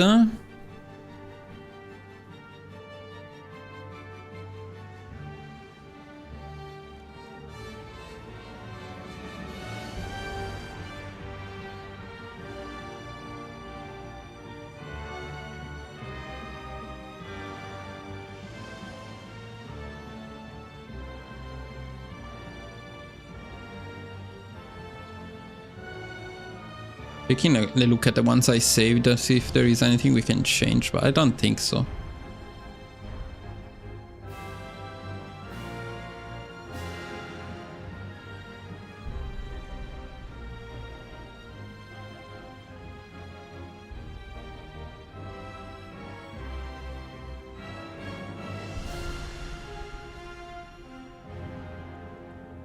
We need the improved medium, I think, though, right?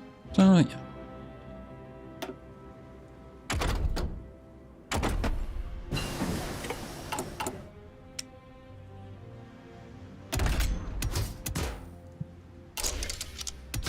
And my phone is also about to die, so I need to stop this stream soon.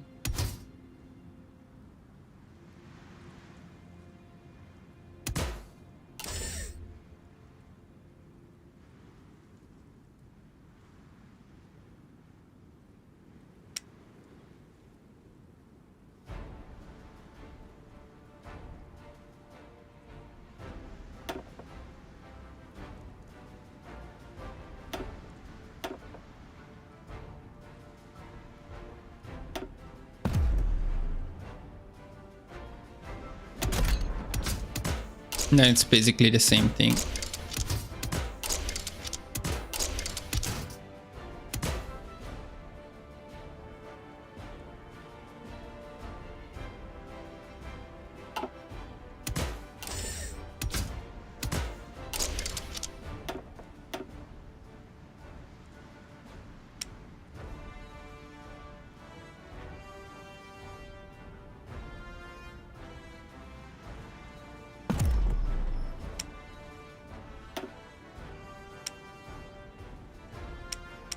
I think we got it. Let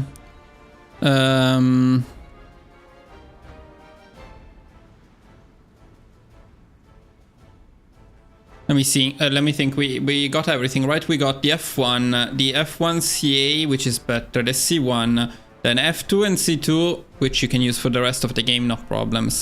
The basic naval bomber, you can use it for the whole game, no problem. The carrier naval bomber, you can use it for the whole game, no problem. The best naval bomber, which is the heavy naval bomber, that's awesome.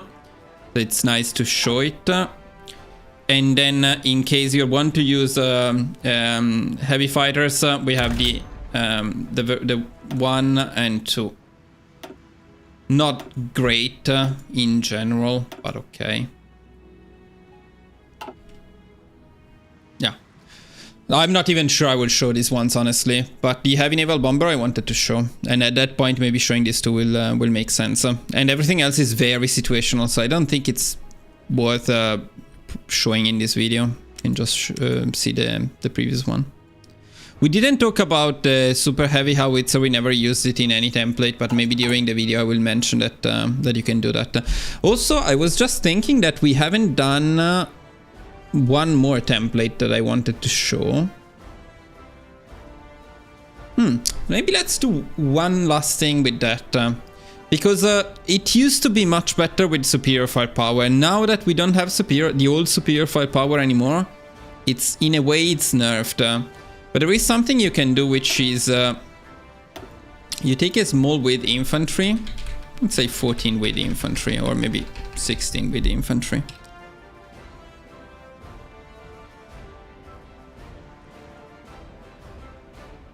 Let's call it S-inf.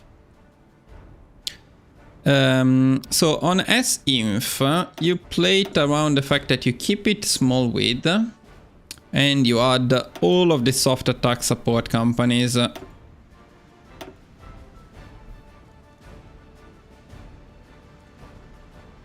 We'll probably do this one, and then we want to do the rocket artillery as well.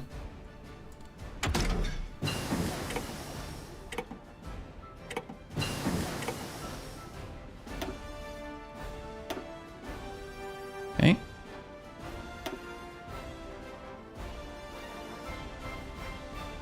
Let's see what gives the most soft attack of what we haven't used yet.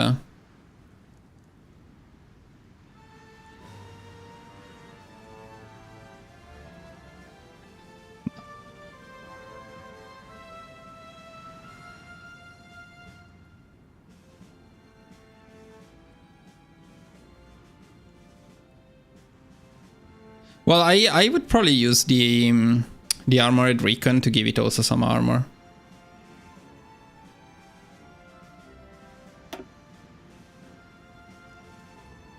Or maybe the field hospital.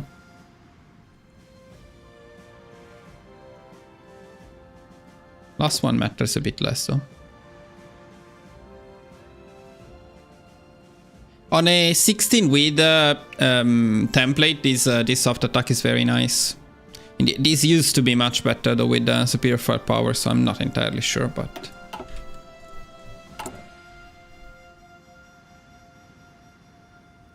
I'll put it at the bottom in the situationals.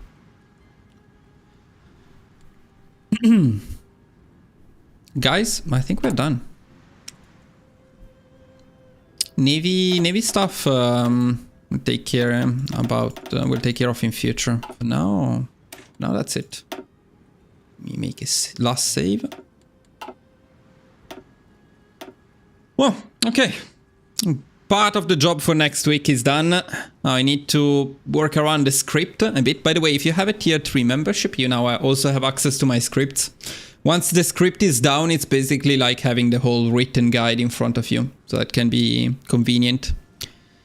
Yeah, with the Navy, it may be interesting. Okay, now air is what we did now. There is no more air probably coming for this year, because not much changed.